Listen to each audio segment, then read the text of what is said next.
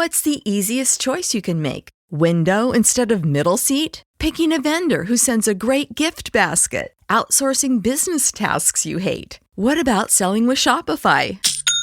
Whether you're selling a little or a lot, Shopify helps you do your thing, however you cha-ching. Shopify is the global commerce platform that helps you sell at every stage of your business. From the launch your online shop stage to the first real-life store stage, all the way to the did we just hit a million orders stage. Shopify's there to help you grow. Whether you're selling scented soap or offering outdoor outfits, Shopify helps you sell. Wherever and whatever you're selling, Shopify's got you covered. Sign up for a $1 per month trial period at shopify.com/try. Go to shopify.com/try now to grow your business, no matter what stage you're in. Shopify.com/try. This is a More Than Just podcast production.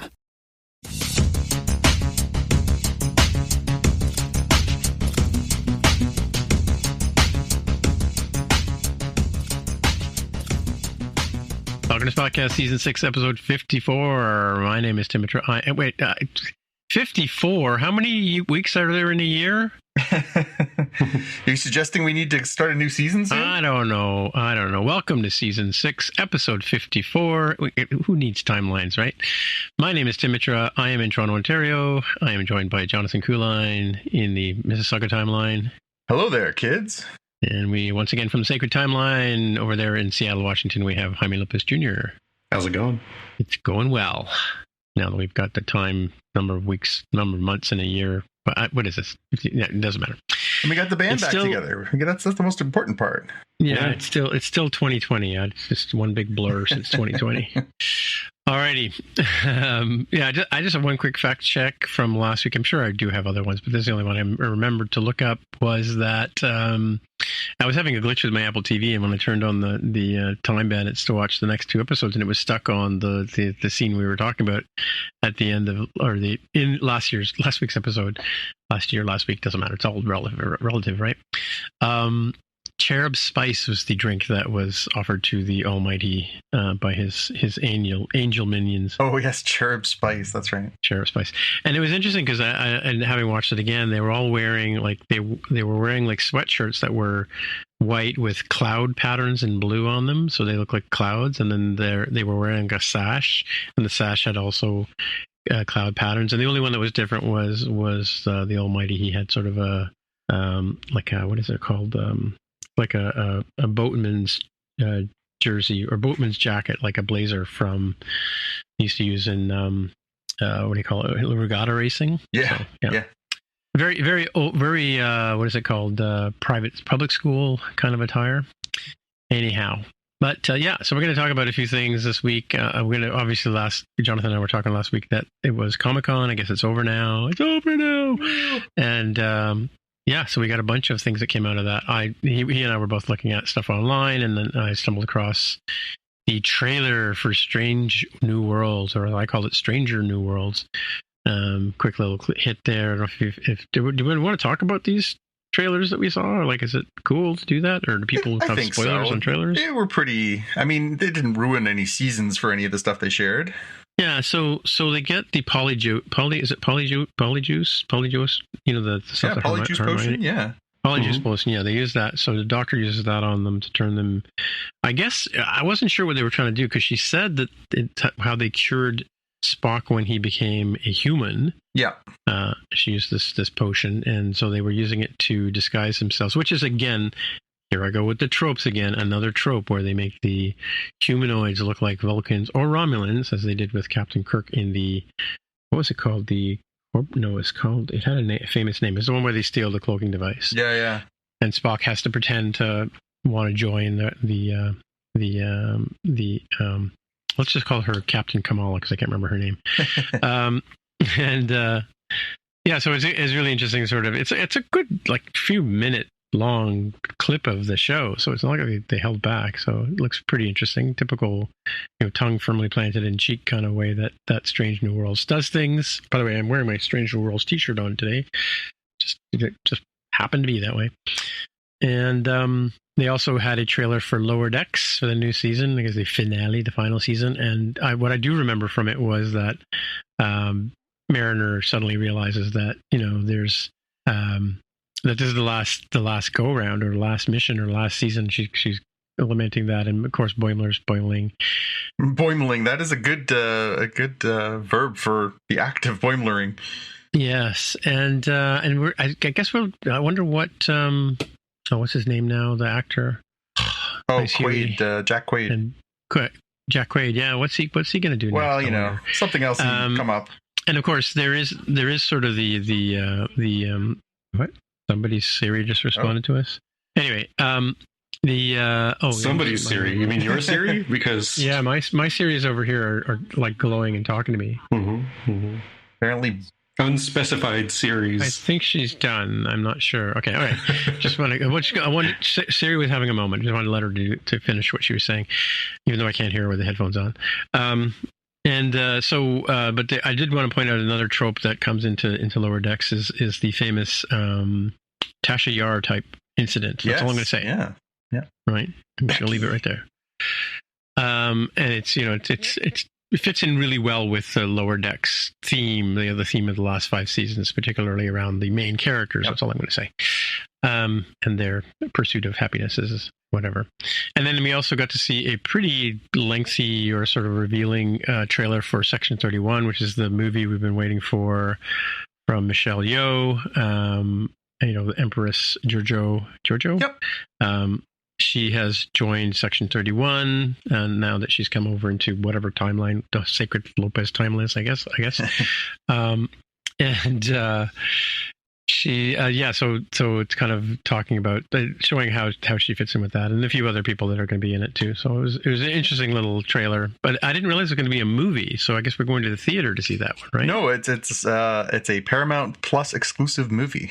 Okay. Oh, so you have to have Paramount Plus. Yes, they unless you have Netflix in the rest of the world or something. They decided that they were going to do a miniseries initially, but I think it was going to be too pricey to have that much time of Michelle Yeoh's very expensive Oscar-winning time. So I think they decided to wheedle it down to, hey, we said we're going to do this. She loves the character. Let's do a movie, and that way we only have to pay her, $5 million instead of $10 million. So the real question is Jamie Lee Curtis going to show up as some sort of alien in there too? That would be awesome if it did. If she had hot dog fingers, that'd be even better. yeah. But yeah, I thought all 3 of these trailers were kind of interesting. It's funny because the Strange New Worlds one wasn't really a trailer; it was just sort of a clip from clearly from an episode. And then Lower Decks was kind of, building on the it's our last ride together kind of theme, and the Section 31 was just a little all over the place. It's hard to tell exactly where and when Empress Giorgio ended up from when she disappeared in Discovery. So it looks very pew-pew-tastic. It looks good. Like, I like a lot of those performers that she's on with. It seems like they had a lot of like aliens and cyborgs, and like it looks big. Like, it looks like they kind of threw some money at it and made it look pretty good. So. But I mean, this is kind of the WWDC or the Super Bowl of comic or anime nerd stuff. Our genre is Comic-Con, so they go out of their way to make special, either like showing an exclusive preview like they did with Star Trek or the Strange New Worlds, or they roll out their new season trailers, right? Yeah. What about you, Jaime? Yeah, I thought these were all pretty solid. The article that you all linked from Variety, like the Pompadour. It's like even more extreme in vulcanized Captain Pike, so that's great. It is. Lower Decks does look pretty good, and the vibe I got out of the Section 31 stuff, it felt kind of like that same vibe we saw in Star Trek Picard when Bejazzle or Bejazzle, as a lot of people called her on the internet, the character that was the woman crime boss with 7 of 9, and they had some sort of history, some past. It had that sort of vibe of like, this is where people who aren't boldly going wherever, and they're just sitting at home and taking exotic alien drugs and enjoying the sensual side of life. It seemed like that was the darker, seedier element that they were bringing to that preview for Section 31. Yeah, it is. It's very much like the Jabba's palace version of Star Trek. Lots of aliens, lots of drugs, lots of dark side of the clean, sparkly white galaxy. Yeah. So speaking of what are they going to do next? Yeah, so they also, we got a ton of Star Trek news out of Comic-Con. This one's very exciting. So obviously, I think we're all a little bit conflicted about the end of Lower Decks because it's just been such high quality, super, super funny. And for me, the breakout of that show is Tawny Newsome, who has just been so amazing as Mariner. She's so funny and she's so talented. And I've now seen her in some other things and I really, really enjoy her. And I was kind of sad at the prospect of not having her be in something that I enjoy so much. But now teaming up with another creator named Justin Simeon, who is best known for Dear White People, if you've seen that. And they're doing a new live action comedy set in the world of Star Trek. So this could be really interesting. I don't know if she's going to be in it. I don't know if she's just creating it. I don't know if this is going to be like something for Mariner or if this is just something entirely different. But I'm super excited that she's still going to be part of the Star Trek universe going forward because she's so good. Yeah, this will be kind of interesting. Live action comedy series is going to definitely tear apart the interwebs because Lower Decks is a comedy. There's definitely some real drama stuff in there, but it may be dramedy, but it definitely means a lot more comedic. And that has caused some folks to have opinions. This new thing sounds a whole lot like, it's like the Orville, but the Star Trek brand, which is sort of bringing things sort of full circle for that history. I think they should just go all out and hire a couple of the people that were on the Orville and not say anything. That's right. Have them play the same characters. Yeah, just have like Bortus in the background and stuff like that. Yeah. Isaac, the Doctor Who-esque 60s robot. Yeah. This could be. I think this could be really good. I think the one thing I really like the most about Lower Decks is that it shows such deep affection for Star Trek, but also taking the piss out of it.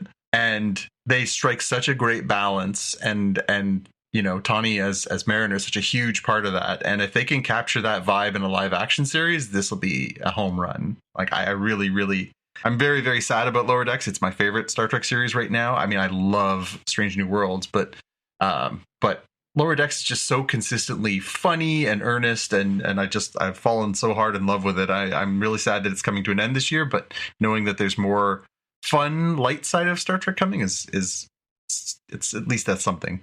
Yeah, it's weird because it could have had a run like The Simpsons or Futurama. It could have just kept going and going and going, right? Because the actors don't have to age. No, of course. And form, right? Again, I think we talked about it when we got the announcement that they were going to end it. That what was the reasoning behind this? Why are they ending it now? You're right. In theory, this could be something they could do ad infinitum. And who knows? Maybe down the road they could continue to do that, but. I think you hinted at it before, Tim. I mean, Jack Quaid is turning into a pretty big celebrity, given that he's, one of the stars of The Boys. And, obviously Tawny her stature is increased. And so, it does become challenging just to organize that stuff. I have a hope that down the road, even if this is coming to an end, they'll do, exactly what they're doing with Section 31. Maybe they'll do a Lower Decks event or a movie or like a holiday special or, just...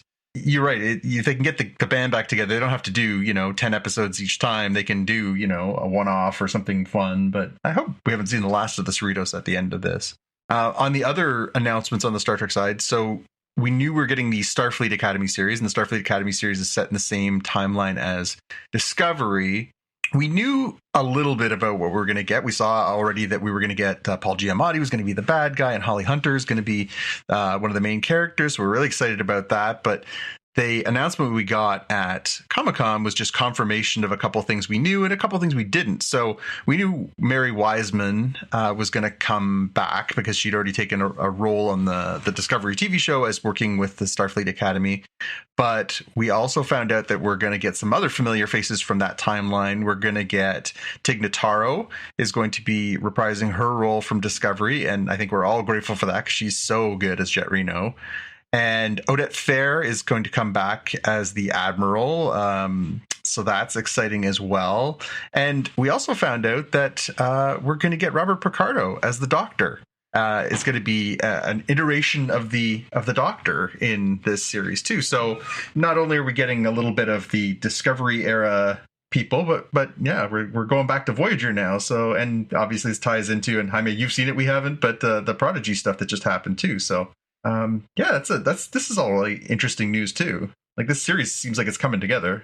Yeah, I mean, people have speculated that the EMH, the Emergency Medical Hologram backup that ended up in that one Voyager episode, where he was separated out, and it was almost like the mirror universe, the closest they got to the mirror universe in Voyager. Like, here's this dark version of Voyager, but it's just because the historians have it wrong, that Starfleet is super violent and stuff. And at the end of that episode, the Doctor goes off in search of, like, the Federation, of like, hey, whatever happened, did the Voyager get back home, hundreds and hundreds of years ago? People did the math and said, entirely possible that he could show up in Discovery's time frame, because that's around the same time that he would be there. So I guess they're tying together that whole fan hope hypothesis. That's quite the resolution to something that was like a dangling thread. Yeah. And this Admiral guy, like, kudos for this guy, like, not turning to be a bad guy. Like, I 100% thought he was going to be a Badmiral. Even after he had a good season or two, I was like, no, he's definitely going to be the big bad somehow. He's going to Scooby-Doo unmask himself. And he never did. He was just like a guy who didn't necessarily agree with you. It's like, guess what, children? If you're getting into the workforce, you may not always agree with your manager, even if they're really good at their job and you're really good at yours. Yeah, and it's funny because I didn't realize until, like, well into him playing Vance in Discovery that Odette Fair was one of the main characters from the Mummy series. I completely spaced on that because obviously he's an older person now than he was back in the 90s when he was doing that role. But yeah, Odette was like one of the main characters in the Brendan Fraser Mummy movies. Oh yeah, he's the guy that tells them all the lore, right? He's the local. Yeah, he's the actual, like, Egyptian native for these, like, he's Indiana the guy with the Jones marks on his face. It completely escaped me at the time when he was on and when he came in, and it just didn't even make the connection. And then at one point, I can't remember why, I looked something up about him and was like, "Oh my god, it's that guy!" It's that guy. Hey, it's that guy from that show in that movie. I know he was a good character. That was one of my favorite characters in that He was like series, the actual like smart one of the bunch there. Last thing on the Star Trek front. So we also found out that the long lost second season of Prodigy is coming to Blu-ray and DVD and digital. It actually came out on digital on the 29th of July, and I can confirm that it is now for sale on the Apple TV store here in Canada. It is $20 if you felt like you wanted to spend $20 on something that should practically be on some channel somewhere here but isn't. However, it is coming to Blu-ray and DVD on November the 12th as well, just in time for the holidays. So if you felt strongly that you wanted to own Prodigy before it, I don't know, migrates to some other alternate service or drops off the face of the earth like some of our favorite things do, that's available to you. Yeah, I was a little conflicted this week. I was like, damn, I want to see this, and I don't feel like I should have to spend $20 on it, considering all the streaming services I subscribe to every month. This drives me nuts. Right? Yeah. This is the new direct-to-DVD penalty. Yeah, like it's a bit of a scam, but anyway, it's available. And Tim, you've got like the biggest announcement from Comic-Con. Well, yeah, I mean, it was a kind of interesting. I was happened to be floating around on the webs and stuff like that on Saturday, and the big reveal on Twitter was that Robert Downey Jr. was coming back as Dr. Doom in the two Avengers and Avengers 5 and 6. What? Oh, I thought he was something related to Fantastic Four for some reason. Anyway, yeah, so it was kind of interesting because they had all these guys dressed. I saw the video clip of the reveal, and they had all these. They were talking about the new Avenger movies, and they had all like 5 or 6 different actors dressed as Doctor Doom, and they kind of said, and the big reveal is, and they stepped aside, and all of the Doctor Dooms moved aside except for one, and it turned out to be Robert Downey Jr. on stage during the entire time, right? So. And the hall completely. Yeah, I mean, it owned social media on Saturday night. Saturday night social media was all RDJ all night. Yeah. Like there wasn't like a special event going on in Paris. And on top of that, they also announced the directors that are returning for Avengers 5 and 6, which is pretty exciting. So we got the Russo brothers, right? So that's like, I mean, they're the ones that they basically have done the best of the Marvel Cinematic Universe, right? They did Civil War, they did Winter Soldier, and they did Avengers 3 and 4. So Endgame, or Infinity War and Endgame. So your mileage may vary, but for my money, that's probably hands down the best directing across multiple movies. James Gunn also very strong on the Guardians, but I don't know. That's pretty incredible. And to have them come back for these like big team up crossover movies, like we know they can do that. We know that they did it with Civil War. We know that they did it with the 2 Avengers movies. Like having these try and juggle all the different characters they're going to bring in and all the different storylines they're going to have to overlap and everything, like that's pretty awesome. Yeah, so there's definitely going to be more shawarma in your future. That's right. That's right. As Deadpool says, spoilers, Deadpool says the Avengers basically invented shawarma. That's right. So yeah. I guess for both of you, I mean, everyone was surprised. I was surprised. Everyone was surprised. No one expected this play. I've found it really interesting this week because from the comic book perspective, people are now like, well, what the heck? Why is Robert Downey Jr. going to play Doctor Who? What's the connection between Doctor Who and Iron Man? And so any book... He wears a mask, clearly, right? Any book that contains simultaneous appearances of Iron Man and Doctor Doom just went through the roof. Luckily, I own several of those key issues. I was very happy to find that out, but I was also, like pretty surprised at some of the I saw some of the eBay auctions for like these books that contained the stories before, and they were like $20, and the next day they were $250. It was crazy because everybody wants to go back now and sort of try and get clues, figure out how is Dr. Doom, why would RDJ be playing Dr. Doom? Is he going to have his mask on the whole time? Is he an alternate timeline person? Is he an alternate universe person? So this has now become a huge game where everybody online is trying to be the person who figures out, well, how could RDJ be Dr. Doom as well as being Iron Man? Are you both at all surprised that he's coming back and that he's not Iron Man? I mean, I'm surprised he's coming back. One, not surprised that he's coming. Well, I mean, he could come back as a different character. I guess the question to you, though, being the Doctor Doom aficionado, is do they ever reveal who Doctor Doom is? Yes. So Doctor Doom, he has an origin story, I guess, right? But does he? Doctor Doom is a fantastic character. Does he do Netflix and chill when he's at home, or what? He's a fantastic character that was invented back in the early 1960s in Fantastic Four, and he was, in that original incarnation, he was supposed to have been this sort of spoiled, rich European aristocrat he came to New York City to study. And he was roommates with Reed Richards, who's the leader of the Fantastic Four. And when they were going to school together, there was an accident, and he suffered a small scar on his face, a little one, like nothing too serious.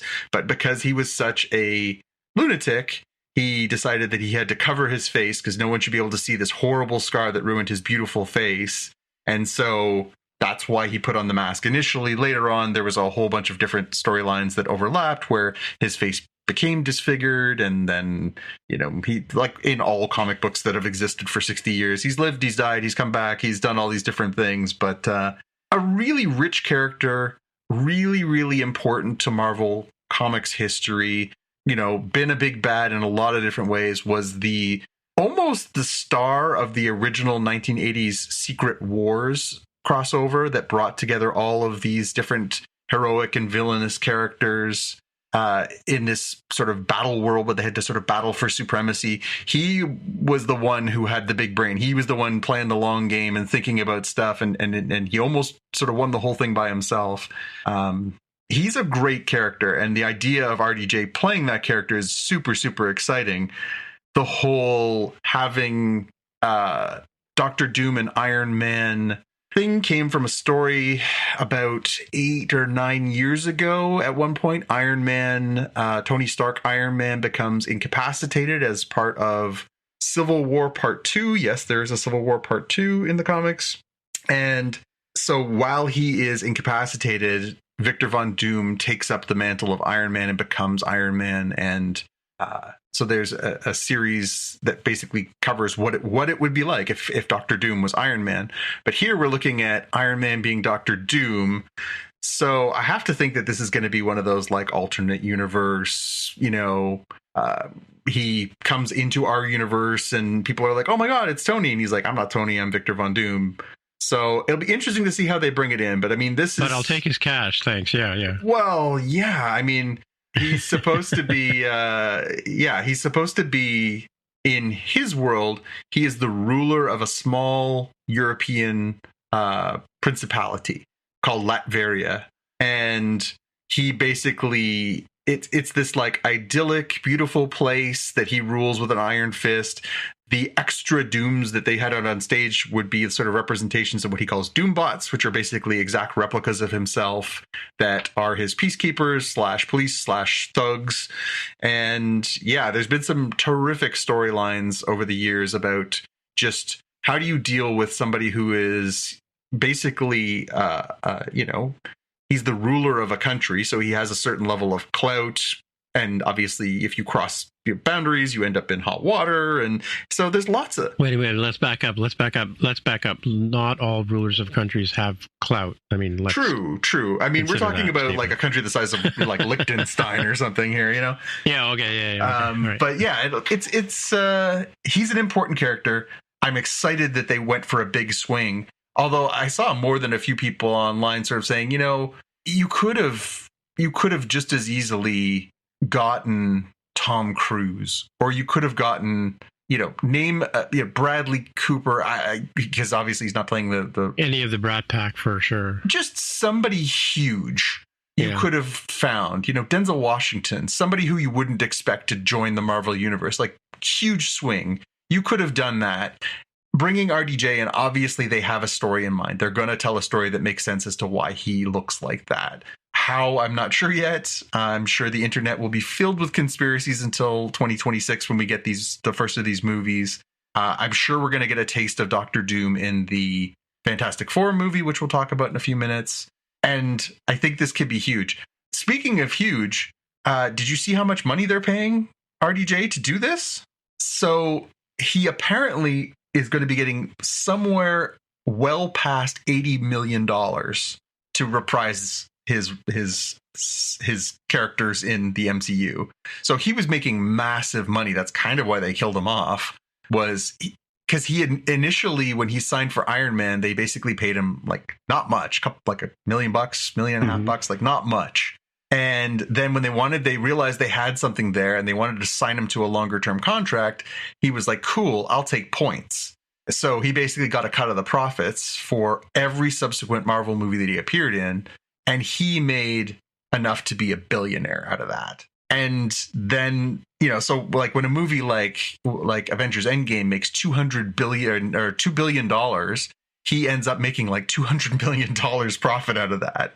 So if he's got another at least $100 million per movie coming out of these ones, I mean, at a certain point, money is just irrelevant, right? Like he has more money than he and his family can spend in lifetimes. But again, I think it speaks to where we're at with the Marvel universe. And, there was a joke in the Deadpool Wolverine movie about the fact that, like a lot of people have question marks about this last phase. Not everything landed. Not everything worked. In fact, some of it was downright not good. And the fact that they're like, hey, let's break off a huge amount of money. Let's bring back the Russos, pay them a ton of money, bring back RDJ, pay him a ton of money, really get some buzz going before these movies come out. Like, they're clearly thinking big. This is New York Yankees stuff. This is like, hey, what if we signed the best players in the league and got them all to come back and play for us? Like, this is a huge swing. So it's exciting. I'm curious though. I mean, is this enticing? Are you like, weren't we in for Avengers 5 and 6? Like, is this already, more so? Yeah. Mm-hmm. Yeah. I don't know. I mean, yeah. And didn't he die in like Endgame? Yeah. Spoilers if you haven't seen that yet. Well, Tony Stark died, and I think that was the thing that people were like, oh, if they're going to bring back Robert Downey Jr., they're just going to unravel the sacrifice and arc that Tony Stark had. And it's like, no, apparently not the case, assuming this is the Victor Von Doom version of Doctor Doom. So the familiar face that like the average person on the street would be like, oh, yeah, I guess I could go see that Marvel thing. I liked it when that guy was in it. Even if they don't know his name, they're like, that guy, the Iron Man guy was in it. Let me go see the movie. I think it helps from that. It certainly caused a lot of fun on the internet as people said, oh, maybe he should play Black Panther as he does his blackface character from Tropic Thunder. People went further and said, oh, maybe Terrence Howard can come back as Blade. It's like, why not? Why not just have everybody who was a different character just come in and play somebody different? That's, some of the fun here of this. I do like the fact that they're coming back a bit to the roots, although I'm a little skeptical about the, bringing back Robert Downey Jr., not because he's not going to do a good job, just what are they going to do there beyond the sort of marketing sizzle and some really smart. I don't want to be just superficially like we're bringing him back and you love this guy. Like, yeah, we love Tony Stark. So then what? Somebody I wish I kept the link because then I could give attribution. So sorry, interweb person. Somebody on I'm going to say it's probably Twitter. Said like, oh, are you on any other social network? Haven't we established that already? Well, like Reddit's not really like a social media network. It's entirely possible. I saw it there. But somebody said, oh, I guess something interesting. Wait. Sidebar. So if people want to get in touch with you on Reddit, how would they do that? They don't, because I just lurk. I consume. I do not contribute to Reddit. Sidebar ended. Okay. Yeah. But somebody back to our regularly scheduled program. Somebody brought up a pretty interesting thought, and hopefully they might go here, of like, who's going to have a real big problem dealing with a Victor Von Doom that looks like Tony Stark? Spider-Man. I was like, yes, that's a brilliant idea of like, this is basically Dad, and now I got to go punch Dad in the face. Well, because the Tom Holland Spider-Man has a close affinity to Tony Stark, and it was part of the thing he dealt with in the movies after Tony Stark's character died. Yeah, and so now it's like, what do you do when like another person who looks like Tony Stark but presumably is not Tony Stark, or at least not their Tony Stark, is a villain to deal with? Yeah, no, it opens a lot of storytelling possibilities to have Robert Downey Jr. there. And, we talked about it a little bit when they first announced. So part of this announcement was that they've changed. They were going to do Avengers Kang Dynasty, obviously with Jonathan Majors being convicted of domestic assault. They've canceled that plan and gotten rid of him. He's been let go from all future Marvel stuff. So Doomsday was this was a revelation. We didn't know we were getting Doctor Doom. We didn't know we were getting the Doomsday storyline. But we did know we were getting Avengers Secret Wars, which is supposed to be the one coming in 2027. And we talked about how that is a big crossover event that sort of resets the Marvel Universe. In the comic books, it brings together some of the different disparate characters, like Miles Morales joins the main universe and can team up with Peter Parker. And so there's lots of stuff that can happen there. Bringing back RDJ as Doctor Doom does not preclude him from playing Iron Man again. He could play an alternate version. He could play a younger version. He could, there's lots of ways you can tell that story in a comic book universe. So it's pretty exciting. Okay. Hey, speaking of the Fantastic Four. Well, yeah. So you found a trailer on, you posted it on Instagram, I think, or Facebook, right? Which was a Hall D or whatever, sneak peek of what's coming up in the Fantastic Four. And I got duped at the same time by a fake trailer, but we'll move on. It happens. It happens, yeah. And but yeah, because I just Fantastic Four. I was just looking for stuff from it. It looked pretty good until I went back and watched it again, and I realized that some of the voices didn't line up with the story, and they just the plot line made no sense when you dissected it. But anyway, so yours had Pedro. Yeah, we get to see again, it's not a great video. They haven't officially released the trailer. This was clearly somebody recording surreptitiously with their phone, but it was a very popular view. It was getting a lot of traction this weekend. So they showed exclusively at Comic-Con, they showed this sort of teaser trailer, and we got to see this sort of, you know, neo-futuristic 1960s style look at the Fantastic Four. And yeah, I mean, it's kind of, it looks like 2001: A Space Odyssey, or, you know, Solaris. It looks like something sort of from a different time period. How obviously this ties into the larger narrative, if this is an alternate dimension, if this is, you know, they're time travelers as part of how they get their powers, everything. Not a lot to dissect from this. It's very much just sort of a superficial teaser, but I like the aesthetic. I think it's kind of neat what they're trying to do. What'd you think, Jaime? Yeah, I do think it's interesting to see. I don't know that I have a ton to add here other than general enthusiasm. You know, I feel sufficiently teased, which I think is probably the job we want to hear. I think it's interesting. I mean, obviously we knew the casting that they'd already announced. I think it's interesting that they've decided to go with Pedro Pascal for Reed Richards, because Reed Richards is supposed to be, you know, the smartest man in the world, and he's supposed to be this pioneering scientist and everything else, and like we've seen throughout the history of the MCU, you know, in the original comics, he's an old, you know, 50-year-old or 45-year-old white guy, you know, casting somebody who is, you know, Latin American and sort of bringing something different to the table, I think is really great. And I mean, what's the Q rating on Pedro Pascal right now after, you know, his Game of Thrones stuff and his Last of Us stuff, and, you know, like he just, everybody loves this guy. So it's again, it's smart casting to bring that in and to change that up. I think that's great. Yeah, don't forget Gladiator 2 that's coming out. That's true. That's true. With Paul Mescal, which is just the most awkward pairing of names to have on the billing sheet. Mescal and Pascal. It's Elton John and John Elton. It's like, no, no, don't do that. Yep. All right, what's next? Yeah, so the Halo TV show has, for now, been canceled off of Paramount Plus after its second season. Apparently, the show's producers are hoping to shop the series around for a third season. I wouldn't put a lot of money on that because it cost a lot of money to make the show. So I'm not sure that anybody's going to be super excited to take the third season of a show that, you know, probably didn't draw in enough people to warrant the big budget that it had. And you said that the second season was a big improvement from the first season for that one. I haven't watched it yet myself. Do you think that was there enough merit there from the what you saw in the second season to, like, this could get better, or this is worth saving? I mean, I'm not sure about the business side. It's really hard for me to know there. I'd love to know, you know, what kind of viewership it got. Remember that contextually, this show needed to be a big ticket item to bring in people who are not Star Trek fans. Not to exclude Star Trek fans, but just literally the only reason to subscribe to Paramount Plus is Star Trek. So they needed something else to hang their hat on, right? And so they tried with this. I think they made tons of unforced errors and own goals in the first season.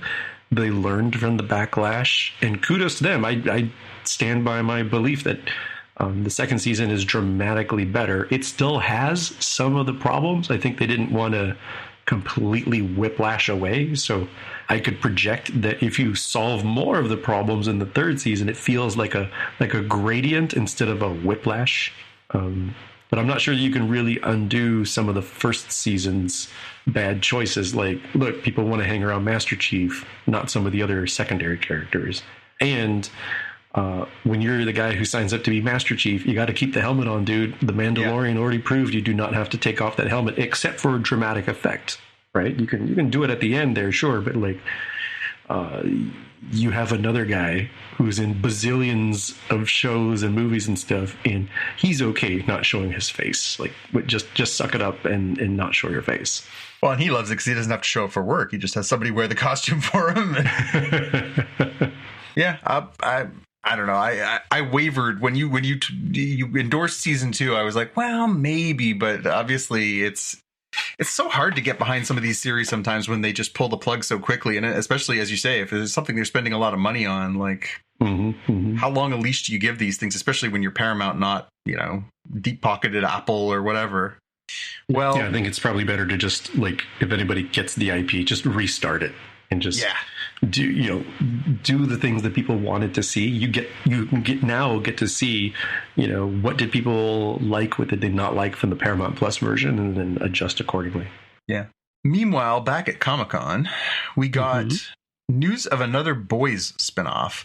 So The Boys, which we just finished up season 4, they said obviously it's going to wrap up with season 5, has been growing in that we already got the cartoon spinoff, and then we've gotten the university spinoff as Gen V, and they've announced that there's a couple more coming. The big one that they announced at Comic-Con was what they're calling Vought Rising, which is a prequel.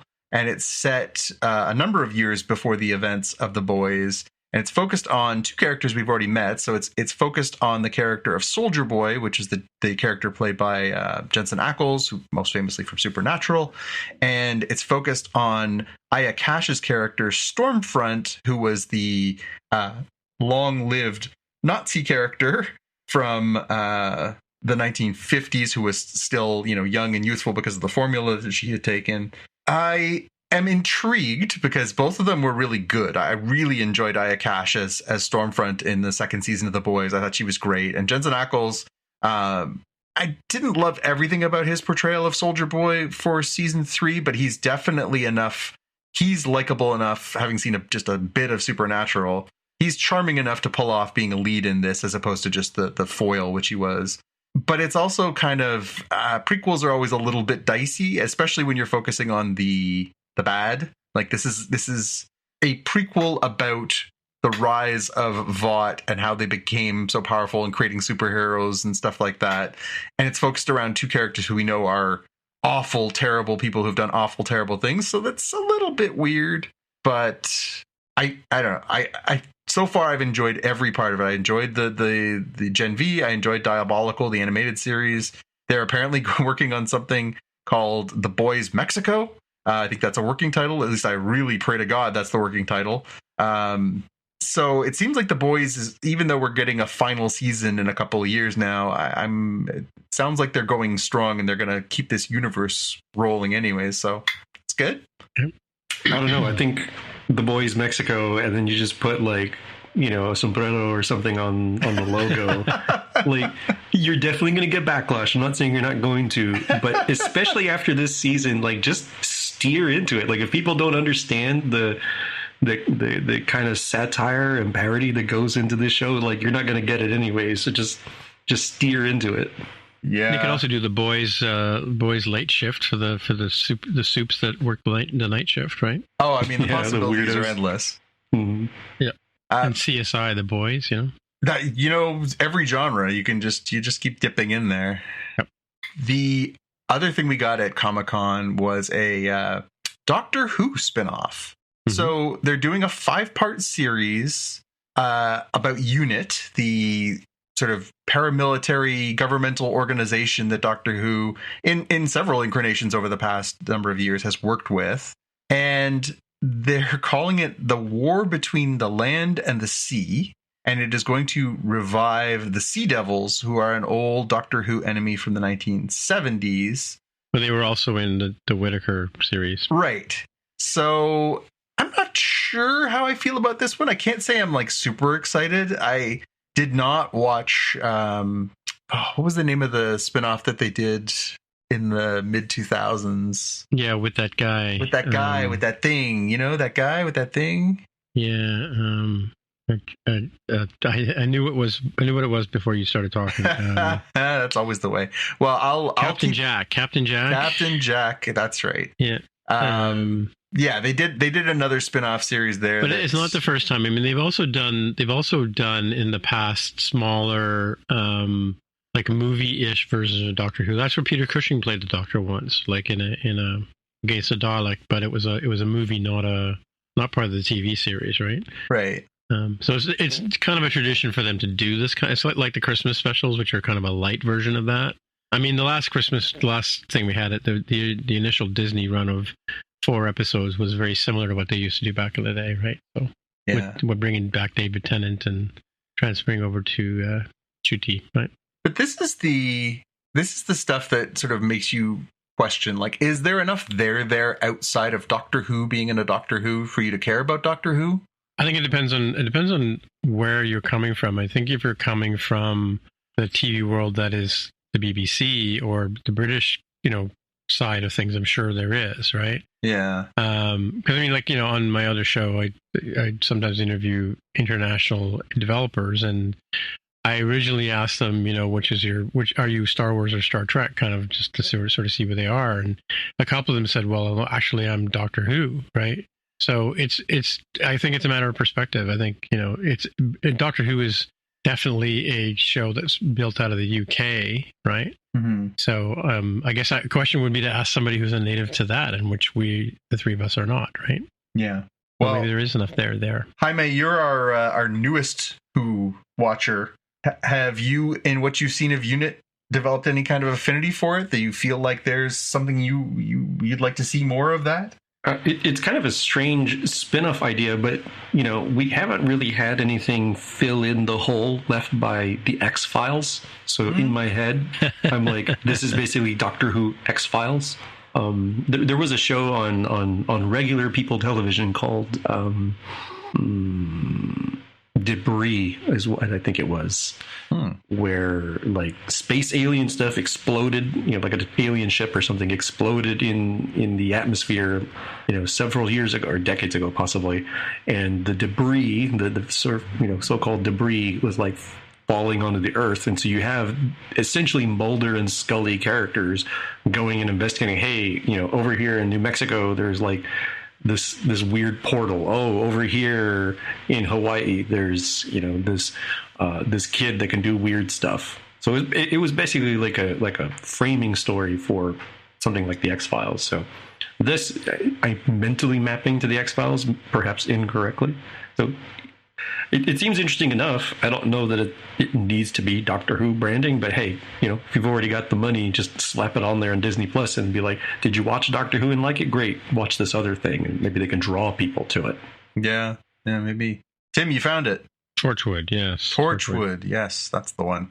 Yeah, so again, not unprecedented for them to do spin-offs, and it, as I say, it's a limited series, so it is what it is, but yeah, I'll be curious to see more. It says they're going to start filming it later this year. So, maybe we'll see it next year. Maybe pushing into 2026, we'll see. But yeah, let's wait till we have a first look before we make any judgments. Speaking of sci-fi series, we got news about Silo season 2. I was hoping we would get a trailer. Didn't see any trailer. They apparently showed a scene from the beginning of the first episode, and so there's a description online of sort of what people got to see, but most relevant for us was that they announced officially when it's going to come out, which is good. So November 15th is the date we've got for Silo season 2. I loved the first season. Tim, you were the first aboard that boat, and I enjoyed it so much that I went out and bought the books and started reading those, and they're terrific too. Very, very well written, and knowing what is in store has got me very excited. So I'm really looking forward to see how they bring that to live action, because it's a pretty cool story about sort of what happens to Juliet once she, we left her, for spoilers if you haven't seen Silo, skip ahead for 30 seconds, but we left her basically outside the silo. So the big question is, then what? And so that's super exciting. I'm really, really looking forward to it, and I really, really love Rebecca Ferguson. I can't wait to see more of her on my screen, because she's such a captivating performer. So that's great. Yep, looking forward to that one. It's an enjoyable show. I mean, it starts with, spoilers from the trailer, but it starts with people wondering what's going on outside this silo that they've been living in for generations, right? Mm-hmm. And it starts with somebody going off into they put on a spacesuit, and it's a big ritual, and they kind of walk out into this elevator. The silo is actually an old missile silo, right? And sort of, in the future, nuclear holocaust, whatever, the rumor is you'll die if you go outside kind of thing, right? and they watch on TV cameras or like closed circuit television as the person walks and just disappears into the whatever. And they never do find out what happens to the people, right? And so there's that mythos, and then she uncovers a conspiracy or whatever through the story, and then as Jonathan said, her punishment is to get sent out of the silo at the end of the series. First series anyway. Dun, dun, dun. Yeah, it's a very rich text that they're pulling this from. I think if they do well by the adaptation of it, I think this is going to be a real sleeper this year. I think this has potential to be a real a really, really, really cool second chapter. So that is one of the things I'm most excited about from all these announcements and shows we've got to look forward to. I'm also excited about Creature Commandos because we got our first look at Creature Commandos, which is a DC Comics thing. So this was one of the things they announced when they announced that James Gunn and another producer had taken over the reins of the DC Comics cinematic universe. And I think a lot of people were like, the what now? And because it sounds crazy, and it is. It's kind of a weird idea. Initially in the comics, the idea was that what if you took all these sort of monster character tropes, the Frankensteins, the Wolfmans, all these different, the Bride of Frankenstein, and put them together on a team and had them fight crime? Well, they don't fight crime. They're actually they're soldiers in the original comics, but here we see them kind of in the trailer as repurposed as a new Suicide Squad. The character of Waller's, Amanda Waller's, carried over, and she basically says, somebody says to her, I thought they said you weren't allowed to have Task Force X, which is a Suicide Squad. And she said, no, they said I wasn't allowed to have humans. None of these people are humans. And so she assembles this crack team of essentially monsters or creatures to, go on these Suicide Squad-esque missions. And the characters are familiar. We saw Weasel, who we, of course, saw in the Suicide Squad movie. So there are some familiar crossover characters and things like that. Looks like it's got some humor to it. It's not just like, straight laced. It kind of has a little bit similar vibe to that Suicide Squad movie in which James Gunn did. And so it's carrying over some of that. It looks good. It actually looks, I would very much watch this. So I'm kind of curious, but I'm really curious to know what you two think, because obviously I have an affection for this already. So I do remember the idea, but I didn't realize that this was it. But, I could care less. I love your honesty. I'm probably more into it than Tim. The three things I can think of as being interesting are Amanda Waller finding all the loopholes just so she doesn't have to actually break the rules, but she's totally willing to break the rules too. That's just like a thing she does. Very common through line for the character, regardless of where she shows up in media. The second one is, I said, oh, is this Blight? No, it's a deeper cut. It's, was it Dr. Phosphorus? Dr. Phosphorus. Which is apparently the inspirational design from the comics that created Blight for Batman Beyond. Yep. So that's interesting. And Nina Mazursky. Yep. I don't know that it's appropriate for a water creature to be so thick like oatmeal. So there's definitely going to be, art on the interwebs and screenshots of this character. Yeah. So it's kind of all like a weird. Look, it's so nuts. Who did I mention? I didn't mention the Frankenstein. I didn't mention the robot monster. I didn't mention the Lady G.I. Frankenstein. Robot. I didn't mention the freaking Weasel. Like it just gets nuttier and nuttier. Yeah. The Weasel is a character we met in the Suicide Squad movie, and he's just nuts. He's just an absolute lunatic, and he's so much fun. And that character alone is going to make this worth watching, frankly. Part of the trailer he blew up in the Suicide Squad. He lives because he's actually the coda. He's the trailer or the one after credits sequence is that right. Weasel actually lives and is still roaming around the island that they were on in that mission. Okay, a couple last things before we move on to our main part of our show. So Solar Opposites got season 6, and season 5 is just coming out on Disney Plus. So that's good news if you like that show. I think I watch it. I'm still a little behind, but I know, Tim, you're a faithful watcher. Jaime, I don't know if you're watching that one, but yeah, I like that, from the creators of Rick and Morty. Yep, I'm all caught up on that. I've not gotten into this, and 6 seasons makes it a little bit intimidating. So I think I'll have to find a slow period here in the schedule of stuff that comes out, and just start binging. Maybe start turning these. Oh dang! You know what? I'm a cheap man, so I don't pay for the tier of Hulu that would allow me to download these and then watch them on the airplane. So Bummer. I got to figure that. I got to see if there's a hack through Disney Plus, but Disney's got spot on people. They probably close that loophole. And the last thing that I have for us is, so Peacock was for a long time working on what I have coined a new word here. This is my new word for the week. Three-boot. It's not a reboot, it's a 3-boot. So Peacock was trying to do a 3-boot of Battlestar Galactica. So this would be the third completely different incarnation of Battlestar Galactica. And we had talked about it when they announced it, and we were like, but why? It's still not that long after the most recent one. The last one was so good. Ron Moore's one was so good. Why are they doing this? And apparently someone finally had that same realization at Peacock, because they've decided they're not moving forward with it. So I think it's for the best. I think this one's for the best. Okay. It's going to happen eventually. It's just now is not the time. Everything is, Jaime. You're right. Everything is eventually. Nothing is sacred. Everything is going to be redone and remade and rebooted, and you will hate a lot of it. Well, I mean, you kind of felt that way when it first came out. I mean, because the TV show, the movie was meh, the original movie, and then the TV show was kind of very, very corny. The 80s version of Battlestar Galactica. Yeah. And when I started watching it, and I said, "Hey, you got to check out this show. It's really good."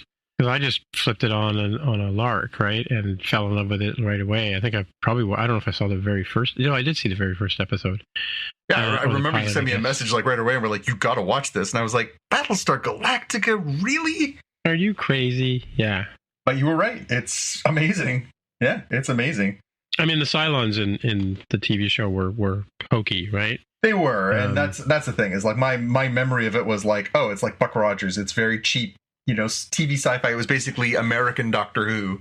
It was very cheesy, very, ridiculous costumes, a little bit too disco for my taste. But yeah, no, it turned out to be amazing. It's funny because I was reading this story earlier and speaking to my son, who's 21, and he said, I said, oh yeah, they decided not to go ahead with this Battlestar Galactica 3-boot. And he's like, what do you mean 3-boot? And I'm like, well, the one from the early 2000s, that was a reboot of the one from the 70s. Like, there was one from the 70s? I was like, okay, here we go.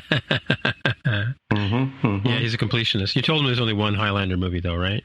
Yeah, that's my story, and I'm sticking to it.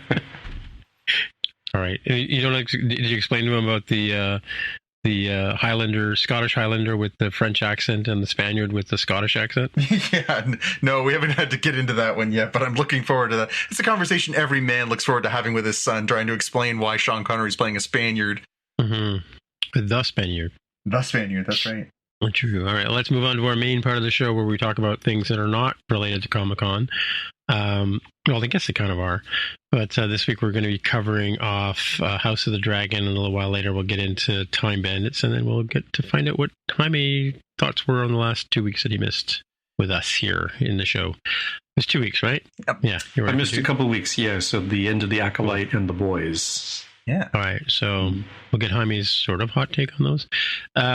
Anyway, so House of the Dragon, Season 2, Episode 7, The Red Sowing. Mm-hmm. Sowing of the Seeds. This is Sowing of the Red Seeds, okay. So, Jaime, I don't know if you had a chance to listen to our episode from last week, but we talked about how I finally caved and started reading the Fire and Blood book that is the basis for this series. And the sowing of the seeds, the idea of trying to find more people who can ride dragons is a huge part of that story. The idea that, there are these bastard Targaryens out there who can somehow come out of nowhere, come out of left field and in the show, it's not quite as out of left field, is it? Because they kind of, they're like, whoa, what if we introduce you to this guy who we spend a lot of time with over the course of 5 or 6 episodes? And guess what? He can ride a dragon. They did that with Hugh Hammer, and they did it with Ulf. And it's kind of telegraphed a little bit when you watch it like that. Yeah, that kind of makes sense. That it would feel, at least from what I'm hearing, it would feel unsatisfying in the TV show if they followed exactly like the book. It can be a surprise in the book, and it feels like a cheat in live action. Whereas here, we got to see the family folks. Yeah. You wouldn't care if they were just like, they pulled these 2 randos out and were like, hey, they got dragons. Whereas if you build it up a little bit, then you feel a little investment when... I mean, we'll get into the meat of it. The pew pew pew of this episode is like the no-brainer of no-brainers, where Vermithor kind of goes Godzilla on the crowd. Yeah. You got to have some people there that you care about, right? Like, we actually care a little bit about Ulf, and we care a little bit about Hugh, and then the 30 or so anonymous blonde people who become cannon fodder. Not so lucky. I'm not sure that I would recommend Rhaenyra for any kind of leadership awards or endorse her on Glassdoor as a leader or anything. When her maneuver is not like, hey, we'll take you in 2 by 2, see what one at a time, see how the dragon likes you. They're like, she's just like, what if I put 30 of you here, put a bunch of my soldiers by the door with spears, and see what happens? That leads into my elevator pitch, where just like classic Game of Thrones had Battle of the Bastards, I titled this one Barbecue of the Bastards. I love it. That's awesome. That's basically my elevator pitch for this episode. It was like the most important thing to happen. That's so good. That is so good. Oh my God, I'm so jealous. I'll see your giant dragon and raise you 3 others. Not nearly as good. You win, hands down. So good. So good.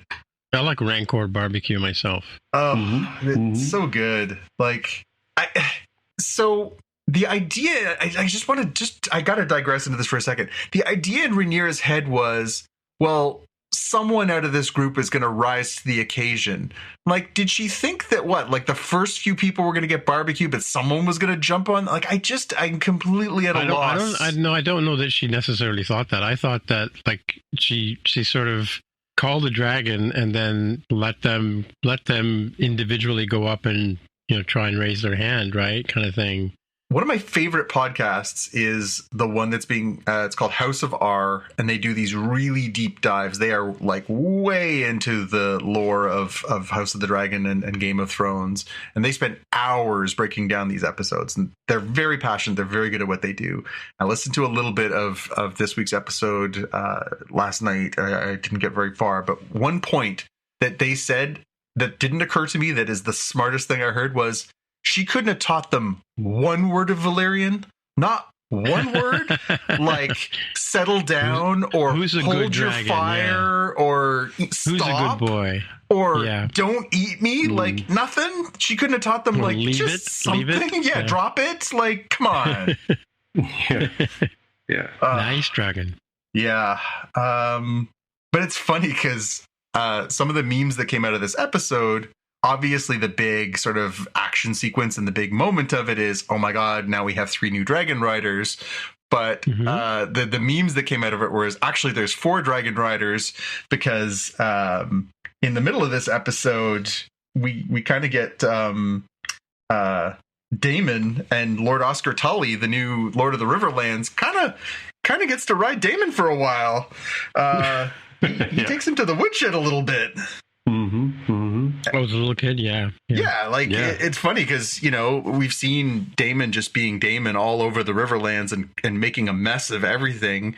And in this episode, we get this great scene where this newly raised Lord Paramount of the Riverlands, Oscar Tully, who's supposed to be 16, 17, basically says, hey, you made a mess of things. If you want to make things right, you need to pull out that big shiny Valyrian sword of yours and take this guy's head.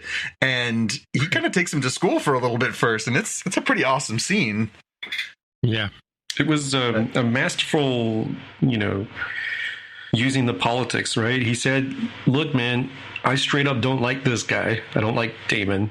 However, House Tully keeps its promises. My grandsire made this promise. I will keep this promise. So he was able to thread the needle of ultimately helping Daemon, but making it really clear he's not a bootlicker, so that the other Riverlands people would respect House Tully as well. Right. Yeah. The other meme that came around was referring to the last scene where we see Ulf riding around on Silverwing, and he rides right over King's Landing, at which point Aemond is like, oh yeah, and goes and jumps on top of Vhagar and is like, oh, I'm going to get him. And then comes towards Dragonstone and sees that there's a whole bunch of new dragons sitting on the edge of that, and turns around and says, like, nope, not today. And a few people made the observation, yeah, like, that's probably what Princess Rhaena should have done like 3 episodes ago. It's been like, oh, there's 2 dragons? I gotta go. But yeah, when you're riding the biggest dragon in the land and you see 3 dragons and you're like doing the math, going like, so good. It definitely is pretty telling about what a game changer this episode was for the balance of power. Now, theoretically, there's a huge army in the Riverlands supporting Rhaenyra. There's 3 new dragons supporting Rhaenyra. Looks like the boats are finally, after 10 episodes or whatever it is, 7 episodes, the boats are finally ready to launch from Driftmark. So this chessboard is set up for something for the next episode. Yeah, I had a big question here, right? So they do mention that Vermithor is the second largest, so after the tier of Vhagar. But my reading of what happens at the very end, my question is, would Vhagar have thrown down with those 3 dragons? Because it kind of felt like Aemond had to like really press, no, we got to get out of here. I know you want to take them on, but we're not going to fight this battle. Yeah, like it felt like his head was cooler than the dragon's head. Yeah, Vhagar is. I think they at some point make a joke about it. Like, she is supposed to be by far the oldest, and by far the largest, and by far the most battle, ready of all the dragons. I think at some point they call her, she's like a crusty old bitch or something like that is what they call her. And she is. She's supposed to be like, fixing for a fight at all times. So yeah, I think you're right. That's a good observation, Jaime. I think she's just like, oh, they want to go, do they? Cool. I'm the biggest and the meanest, and this is my turf, and I'll kick all of your butts. And Aemond is like, no, we won't. Yeah. The quote that I had, because I saw a theme of asserting dominance, right? So Vhagar wanted to assert dominance, and Aemond having to assert his of like, no, we're not going to get in this foolish fight. I also have the blacksmith guy. I forget his name. Hugh the Hammer. Hugh, thank you. As he effectively sacrifices himself, or thinks he's going to, with Vermithor to save that other bastard lady. He's like, I'm ready. Come on, just like take me on. I feel like that was the thing that showed the fire in his belly, that the dragon's like, all right, yeah, okay, you pass. Yeah. You're straight up gonna say you want me to kill you? Then I will not. That sounds totally cool. Come on into this dragon's face, like, that's pretty badass. And the other thing on asserting dominance is my other question related to Ulf and Silverwing. I'm like they tease us because he just flat out crushes an egg, right? Like this idiot bumbles into it, and then he sees dragon and he just lies back to just take it. He's like, all right, just make it quick, kill me fast. And the dragon is like, oh, yeah, sure, why not, bro? I didn't understand if that was like, is he asserting dominance by like, I'm gonna smash your egg and then not run away? Was it something else? But it felt like almost an accidental assertion of dominance. Yeah, Silverwing is supposed to be, she's a girl, and Silverwing is supposed to be more of a like a sort of a, I don't know, like a romantic. Like she's not like as jaded and crusty as Vhagar. She's supposed to be a little bit more like curious and sort of, you know, a little bit more of a free spirit. And I think when she sees Ulf and just, I think she's kind of bemused by him. I think she's just like, oh, this guy's funny, and kind of, you know, the way that he's squirming and worming and stuff like that. I think she just is kind of like, this guy could be fun. And then we see that the subsequent scene where she's kind of doing barrel rolls across King's Landing and he's laughing his head off. Mm-hmm. They're kind of a sweet pairing in that way, in that, you know, like there are these parallels. You know, Vermithor is you know, a real hard, tough soul, and I think Hugh is supposed to be that too. And you know, there is a whole vibe to the idea of like the dragon and the rider and the match between them, and there does need to be this chemistry. It's not crystal clear. I've read all the books. I'm not quite finished Fire and Blood yet, but I've read a lot of it. I've watched all the shows, and there's still a lot of question marks as to the exact reason why dragons and people are paired. The Targaryens put the eggs into the cribs with the babies with the idea that they will bond from basically birth for the dragons and for the children.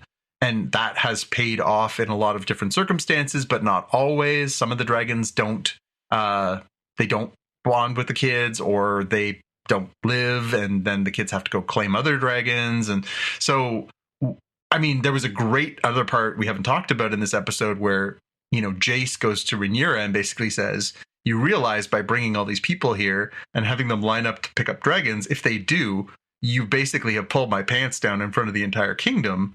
Because even though people suspect that I am a bastard, the fact that I have claimed a dragon, have had a dragon all this time, has been my sort of saving grace, because people are like, well, I guess he must be some kind of Targaryen because he's riding a dragon. But if all of a sudden these other bastards show up and they can ride dragons, well, then that sort of says that he's nothing very special. And he feels like that Rhaenyra is exposing him as, you know, potentially a bastard. He goes after her pretty hard in this episode about that. So yeah, it's interesting to sort of see the dragon bonding experience happen, and it does kind of point to, you know, what's going to happen, because we also get that scene in the Eyrie where we see Rhaena, the princess, drops the kids off at the boat and then goes out in search of this wild dragon too, right? Yeah. Still more dragons in play. Yeah, for sure. And you know, and they mentioned in this episode too that Aemond and Aemon's brother Darren now has a flying dragon. Darren, who was raised in Old Town, raised with the Hightower family in Old Town, has a dragon. And I suspect now that there's only one episode left that we probably won't see him this season, but I suspect we will in season 3. But yeah, we're still adding more dragons to the dragon math, so could get really messy and in an awesome way. Any thoughts on? That's interesting. Sorry. Well, I wonder if that means there's going to be a cliffhanger ending to the season, right? Yeah, I was just going to say, what do you guys want to see in this finale? Like, it seems like this season we've gotten some pretty cool stuff. We got the fight between the 3 dragons midway through the season. We've gotten, you know, some cool stuff, but it seems like it's been a lot of like politics and gamesmanship and setting the stage. Do you think we need to end with like a big bang, or like what's a satisfying conclusion to this? I think Tyrion should get arrested for killing his father is what should happen. Hey, if they could find a way to put Peter Dinklage in this show, I would take it in a nanosecond. And then find out what happens to him at the beginning of next season, you know? Yeah. Kind of thing, I mean, you know? How about you, Jaime?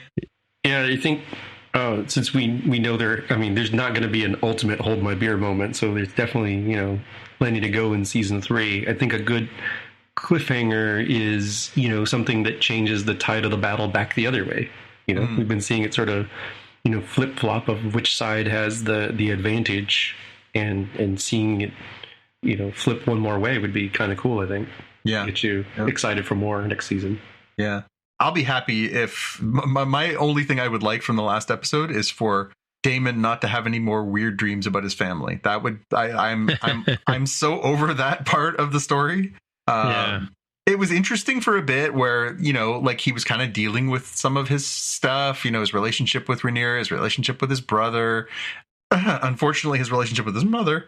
But I'm so tired of like Damon going crazy in Harrenhal. I would really like it if we could. But don't you think he's being poisoned by that witch lady, though? I'm sure he is. I mean, he's sleeping in a weirwood bed. She was forcing him to drink basically crushed up weirwood leaves in his stuff, which is causing him to have these delusions and stuff.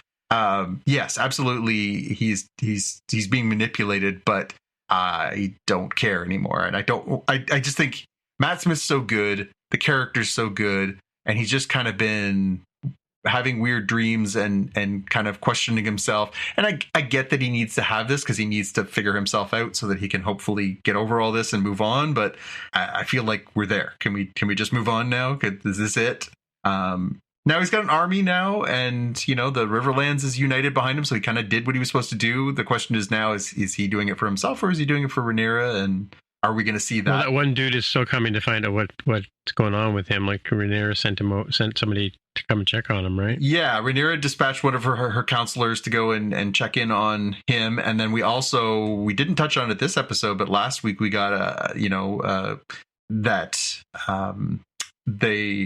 Gawain and Kristen are marching with a bunch of soldiers towards Harrenhal. Like they were basically they were going to basically head there, and then as soon as they were like in position, then they were going to send word for Vhagar to come, and they were going to take back Harrenhal from Daemon. So it'll be interesting to see how this all goes. Personally, I want to see what's going to happen with that lion for some reason that the Lannisters were carting about. I want to see if that thing's getting into the play, but yeah, I don't know. I don't know if I need a big battle to end this, or just I don't know. It'll be a satisfying ending for this season.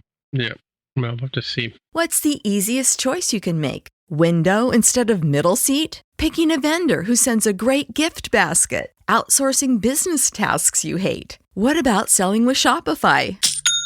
Whether you're selling a little or a lot, Shopify helps you do your thing, however you cha-ching. Shopify is the global commerce platform that helps you sell at every stage of your business. From the launch your online shop stage to the first real-life store stage, all the way to the did we just hit 1 million orders stage. Shopify's there to help you grow. Whether you're selling scented soap or offering outdoor outfits, Shopify helps you sell. Wherever and whatever you're selling, Shopify's got you covered. Sign up for a $1 per month trial period at shopify.com/try. Go to shopify.com/try now to grow your business, no matter what stage you're in. Shopify.com/try. All right, well, let's move on to the Time Bandits. So we had season, or I guess the one season so far. We've got episode 3 and 4 dropped yesterday, I guess, or Wednesday. Yeah. Have you been watching it? No, I haven't seen it. I heard your non-spoiler review. So it seemed like a put it on the list kind of show. Yeah, for sure. Well, we can talk about these in a non-spoilery way. I can just continue it by saying I enjoyed the 2 episodes this week probably more than I enjoyed the first 2. Mm-hmm. Because you didn't have to get into the, this character does this, and now we're just established. And it's fun, and it's light, and it's like I like humor fantasy. I think humor fantasy is one of my favorite genres. I like when people are sort of self-aware in a fantasy setting. Time Bandits was originally like this. Is one of the things I kind of tweaked that I really liked about it. And the vibe is just really good. The characters are fun. Their interactions are fun. The quips, the setups for them are really fun. I like that they're subverting expectations. They go to one place where they think people are going to be hostile and they turned out to be really nice. They go to one place where they think people are going to be really nice and they're really hostile. I like that they're just kind of playing in this historical sandbox. And it's a really enjoyable series. I'm liking it way more than I thought I would. Yeah, and the Taika Waititi humor is in there too. Like the one the one comment they talk about how they're apparently in the second or third episode they're meant to be dragon slayers, right? Yes, yeah. And so they don't know we're time bandits, but they keep they saying and the mighty dragon slayers, except for Kevin, who she says Kevin he just dragged this big giant bone along from the prehistoric era, right? Yeah. And so every time they address the dragon slayers, except for Kevin, who just brought in the bone, they repeat that same gag over and over again, and he just throws his hands in the air like, oh my god, like could you guys let that go? but like 10 times that they introduced the dragon slayers, except for Kevin, who just dragged the bone in, right? Yeah. So, yeah. That kind of stuff, and then the reasoning, the way they escape from being burned as witches by just reasoning with the people. Yeah. If you don't torture me, and he doesn't torture you, that's yeah. Who's going to torture? And then there's no one's going to torture. No one's going to be doing torture. Yeah, no. Again, I get it. Like lightning come out of my head. Yeah.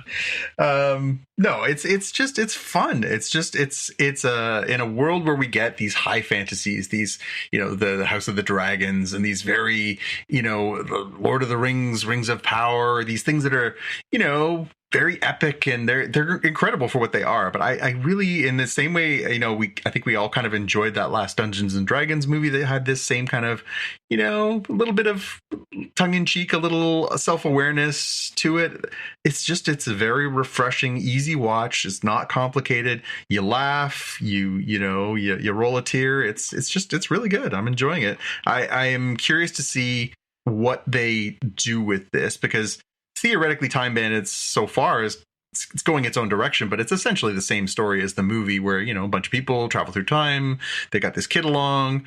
It'll be interesting to see if they just if it starts to wear thin as we go through a 10 episode series of it, or if they can sort of maintain the fun and the momentum and still make some stakes out of it, so that it's not just sliders, right? Like that's essentially what it could be, right? It could just be like, we go to a different time period and things happen and then we leave. Like hopefully it's got some more there, but I like it. I really like it. It does seem to have a sort of plot coming along. Like I was wondering why they introduced the character of Kevin's sister.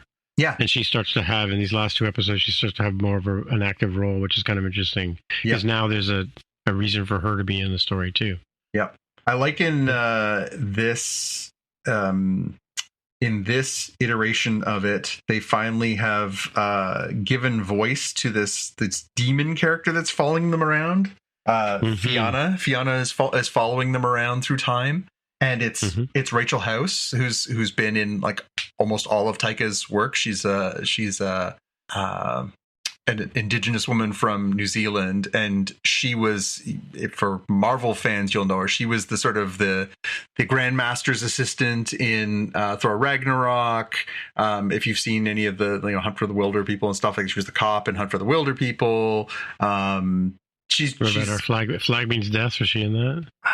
That I don't know. I haven't watched that yet, but she is a recurring character actor in all of Taika's work, and she's got this very distinctive New Zealand accent, and it's so you see this sort of evil monster looking character and you hear Rachel House's voice come out of it. It's so funny. So yeah, again, it's nice to sort of have these little nods in there as well. And of course, Jermaine Clement, who's Taika's writing partner, is playing pure evil or villain in this one. So yeah. But yeah, so there's your endorsement, Jaime. We really dug the first one, and it's short too. The episodes are only like 25 minutes, so it's not a huge investment either. Got it. And the lead character's name is Kal-El. I mean, how cool is that? Yeah, I caught that one from the last episode. The actor's name, you mean, yeah. The actor, yeah. Kal-El Tuck is the kid that plays Kevin. I'm like, it's just, oh, man. I could have gotten that one past the wife. Oh. You got close. I managed to get a little nerdy with my name choices.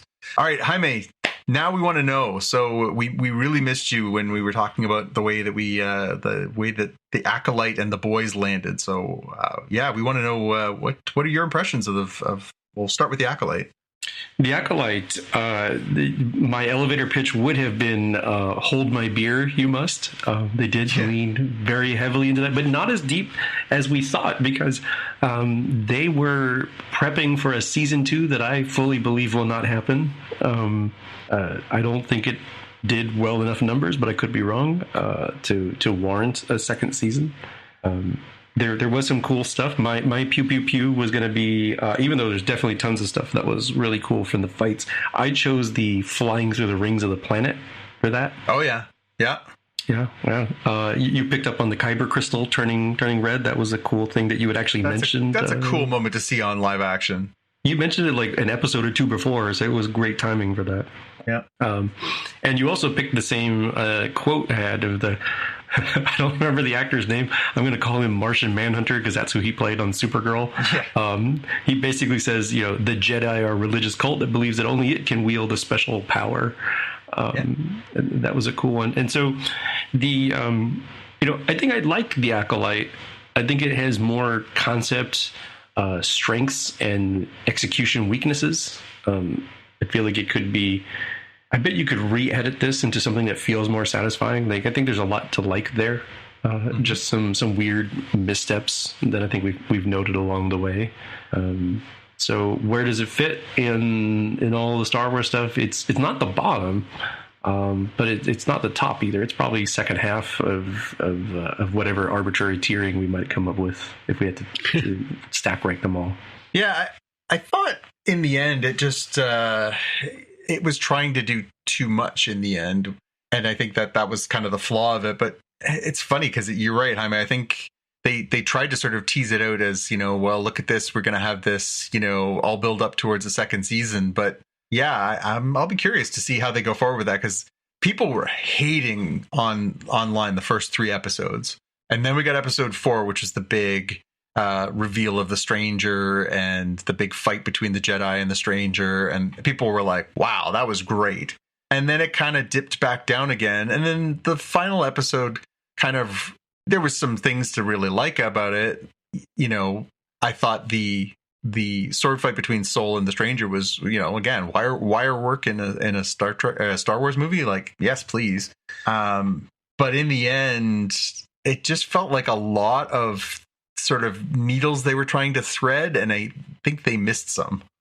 Yeah, I think the approach they took, a Rashomon approach, I don't think was necessary here. And this could be an artifact of, trying to take a concept that really could be like 4 to 5 really good episodes, maybe 6, and then stretching it out to 8. So let's tell like the same story, but like, here's the other person's perspective. I'm like, I don't need that, dude. Like, it doesn't need to be necessarily that, unless you have something really great to go with it. And I don't think what they had was great to go with that style. That's why I think you could probably re-edit it down and it would feel a little bit more satisfying if we just got straight to some of the points. This bad thing happened, this situation happened. I don't think we need the grand mystery, because the mystery I don't think was that great. But the concept of this coven of witches and the Jedi just kind of, bungling and stampeding their way in and not realizing that they are doing that, because they've become complacent and a little bit arrogant, culturally and organizationally. I think there's some good there. And obviously all the stuff related to Stranger and the battles and stuff was really cool. The sort of kicker, I think, is like, so if you were plotting this out for a season 2, you killed literally every character that somebody might care about, except for like the Stranger. I don't think that they gave Osha and May a ton to work with here. The droid was wiped. There's not a lot left, right? It's like, oh, look, who's a compelling character? Oh, the lady who's involved in the cover-up. Like, I don't know that she was that compelling personality-wise, or what we got to see out of her, and everybody else is dead. Right? Jaime, come on. It's so weird. Clearly, season 2 is going to focus on the character of Basil the Tracker. That's where you go with this. There you go. See, Basil, they need to do the Gopher Tracker. They need to do a mini-series, maybe like an animated series. Yeah. All about Basil. It's going to be a whole thing. Just a little, Tales of Basil kind of mini-series of like 5-minute episodes where he's getting into weird stuff. I'm in. Yeah. All right. Well, what about The Boys? What did you think? So we talked about this as like, this great send up of American culture. Did you think that they landed this one or set up a nice way for the final season? Yeah, I think they did. Episode 8 was just really poorly timed with stuff going on around the world. It's just like, they think about this stuff, they produce it, they do all of the CGI work and everything. Like, just having everything line up that way is bananas. I watched this one on an airplane, and I saw the little placard of like, hey, the stuff happened in the world. This is just, fantasy or something. I forget what they said. It's not meant to mimic any particular thing. Trigger warning. Yeah, it was a content warning here that hit, but it did pay off on some things. Like, we had talked about the fact that Butcher, I don't think at the time was, just sort of losing his mind. It kind of looked like there was like a worm, and it was tendril thingy that ultimately came out to play out at the end. They gave us some more around Frenchie and Kimiko, and even having her, carry her arc to finally say something at the end. So I thought that was neat. Huey and Starlight, I thought was kind of fun, especially with the whole season around like the sort of issues that they've had as a couple, as Starlight has struggled with her Starlight character versus being Annie January. And then the sort of like segue towards like, oh my gosh, you didn't even notice it wasn't me, because this was like the fantasy doll version of me that doesn't challenge you at all. To bring that back towards like, okay, well, like, you're gonna have to get all the STD tests, which is like a really backhanded way of saying like, I'll forgive you, but like, you got to get clean first. Yeah. And then the tease, right? The real tease at the end of like, oh no, it's a coup. Homelander has gotten all the Supes and all the people that support the Supes to take over the country. So definitely, I think a solid setup for season 5. Yeah. Yeah, it was funny because they, the whole season was, well, this is what Homelander and Sage were plotting, and then it looked like they had foiled it, and then, again, good subversion of expectations. They sort of twisted as, oh, no, this is actually what Sage had in mind all along. That was a fun twist where she's like, yeah, I just didn't tell you because you'd mess it up to the Homelander. I was like, that's pretty awesome. Yeah, the plan within the plan kind of thing. Yeah. Yeah. No, I thought it was really strong. You guys have heard me been quite effusive. I thought it was a terrific season. I have seen some people who weren't as into it, just because it didn't have as much of a sort of, I guess, conclusionary arc. But I think when you announce that far ahead that you're going to do your last season, I think that's not a bad thing. Like, I think I wanted to know that they were going to bigger places and not just going to wrap this up in a bow and be like, we'll come back for season 5. There's going to be a new villain of the week or whatever. Like, no, the whole thing now is about Homelander and stopping Homelander, and that's how it should be. Yeah. And the tease with Soldier Boy at the end there is interesting as well. Yeah. And the potential redemption arc for Ryan, although he may have crossed a line too far. Kind of depends on what they do with it in the final season. Yeah. Well, he's only killed, 3 people so far? Yeah, I mean, like, the first one. Wait, was it the first one? The stunt guy was definitely accidental. I thought didn't he kill his mom? Well, he got me there. That was season 2, and yeah, I think he did by accident, right? Yeah. So those feel more like, not recognizing the powers, but I think he was. It's hard to read mental state, but he was definitely doing stuff in anger and at least being very reckless. Not it was like Batman killing Betty, sort of thing. Yeah. Which would happen in the story if it was a Flintstone spinoff. Yeah. Oh, it's good. Cool. All right, should we move to our watch list now? Well, sure. Mm-hmm. You look like you have a lot of watch list stuff happening here. Well, to be fair, I only watched one of these things. There's 2 other things I'm gonna watch. So there you go. What's the rest of the list here? Upcoming stuff. Oh yeah, that's for our after show discussion. So stick around for the after show. We're gonna talk about some stuff. Okay. People don't even know we have an after show. What? There's an after show. You got to listen to the credits. Yeah, you got to go back and there's like 200 episodes of after shows you've missed. Most of it's Jaime and I talking about baseball. So just as long as you're okay with that. Yeah. Okay. Hunger Games: A Ballad of Songbirds and Snakes. So this movie came out. Wait, you watched that? I did. continuing. I thought I was continuing my trend of watching terrible movies. As you'll recall, I did watch Madam Web. I watched Morbius. I'm here to take bullets so other people don't have to. But I actually thought this was not bad.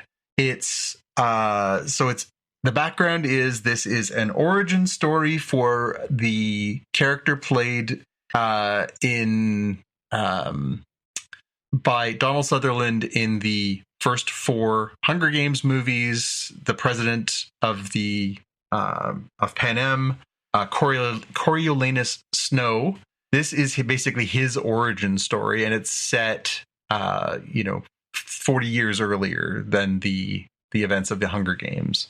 So off the hop, I was like, well, okay, so a supervillain origin story, for lack of a better term, can be hit and miss, like your mileage may vary. It was really well produced in that it looked great.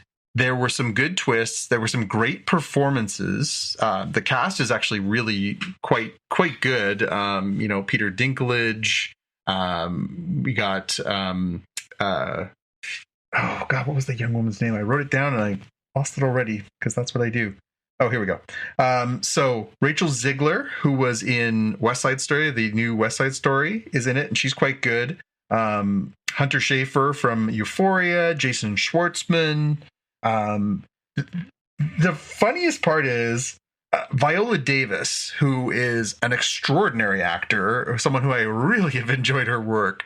She is chewing scenery like it is made out of gingerbread. She is going for it. She plays basically the head designer of the 10th Hunger Games that are the sort of the feature spectacle of this movie. And she is just going for it. It is one of the most bizarre performances I've ever seen. Like, she basically is playing like the mad scientist to a stereotype. It is really something. But overall, it was pretty good. There is a Hunger Games in this Hunger Games movie, so you get all that sort of tension of, oh, who's going to live and how's this going to play out and all this stuff. All be tribute and all that, yeah, and all wrapped around this character of Corio, as they call him in the movie, Corio Snow, who is trying to figure out his way in the world, and he's kind of trying to make it in the big city. Comes from a very important family history, but is broke. So there's a good backstory, and so I watched it. And I was like, okay, I'm kind of buying in. All right, I can watch this. I'm watching it. But I will say it's too long. It's 2 hours and 37 minutes. That is too long. That is way too long. You could have easily cut 30 minutes out of this movie. Now, maybe when you see this as a trilogy and they've done more to set things up, and maybe that is a better thing. But for right now, like, it was too long. And it digresses in a whole bunch of places where you're like, I don't care about this. Why are you going here? The Hunger Games part of the movie is kind of the middle of it.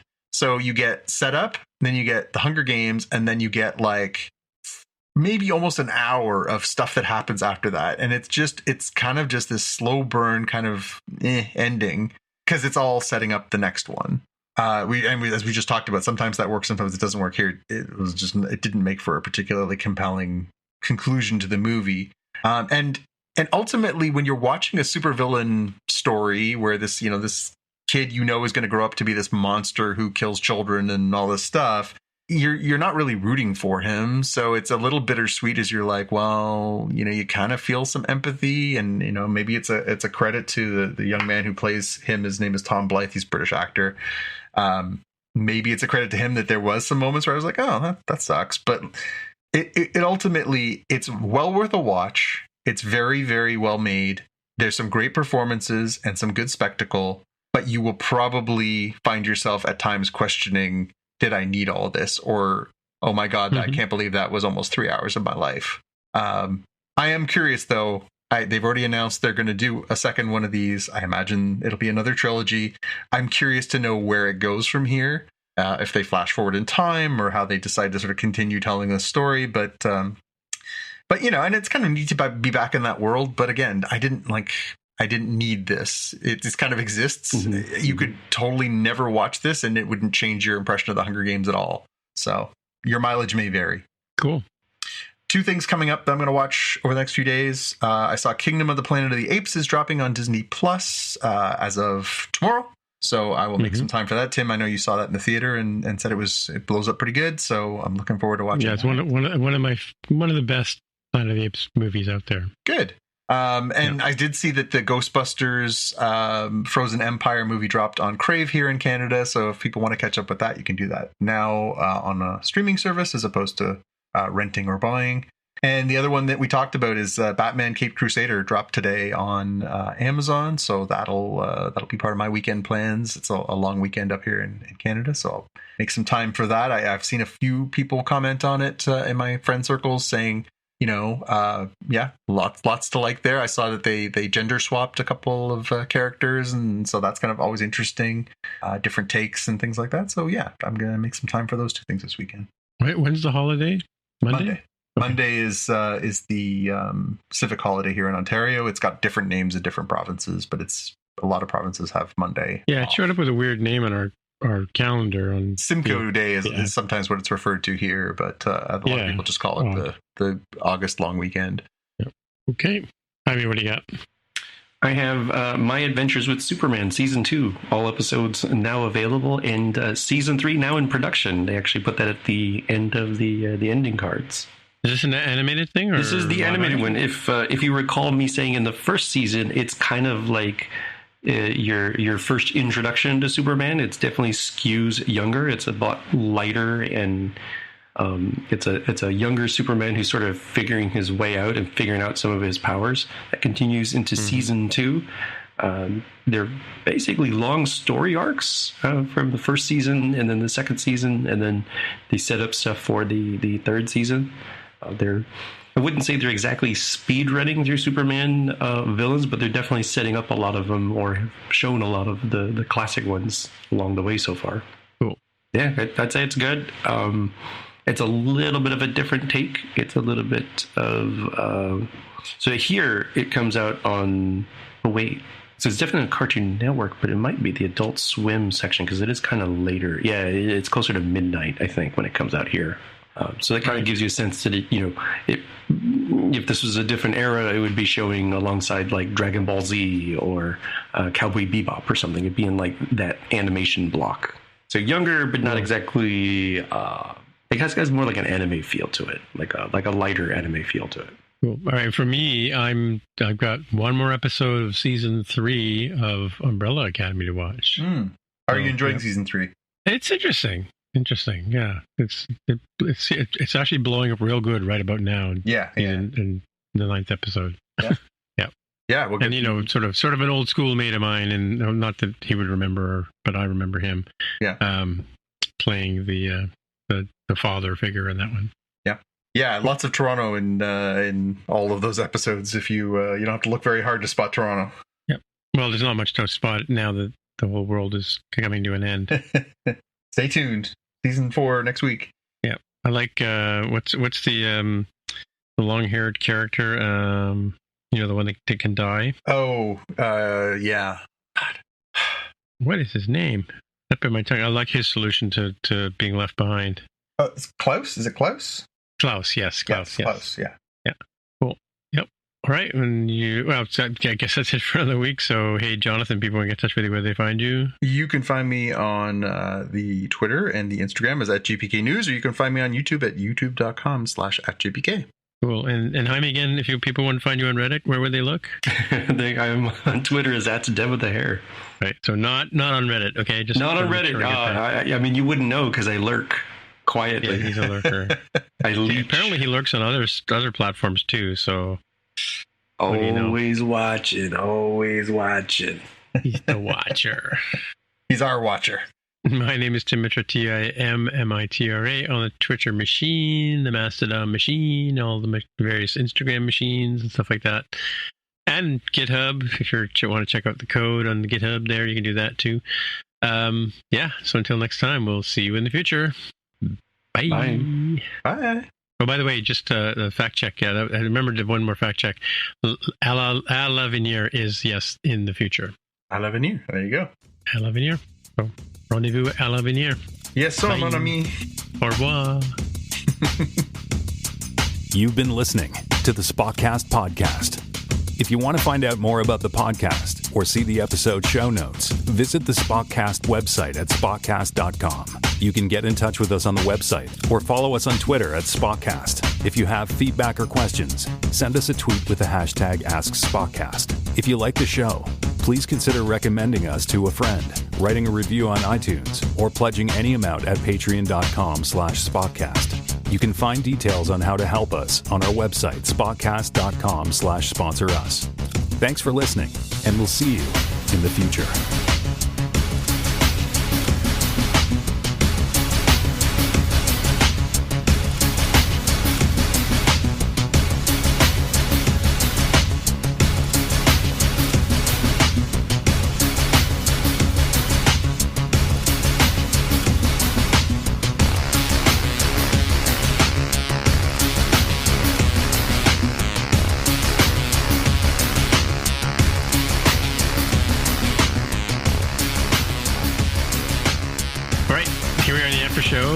Thanks for sticking around for the after show. Now we'll carry on with Jonathan's giant list of things that are coming out. Well, I thought this could be a good discussion. So next week we're going to be able to talk about the finale for House of the Dragon, and I think that we'll want to talk about that.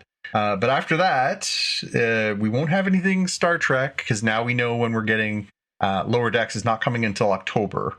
So I guess what I wanted to talk to the two of you about is look at this list of nerdy things that is coming up over the next little while and see if there is stuff we want to do, sort of the our usual elevator pitch and all that stuff for any of these things. Umbrella Academy is going to drop like a stone because it's going to drop all the episodes on August the 8th. So that one would be hard to do.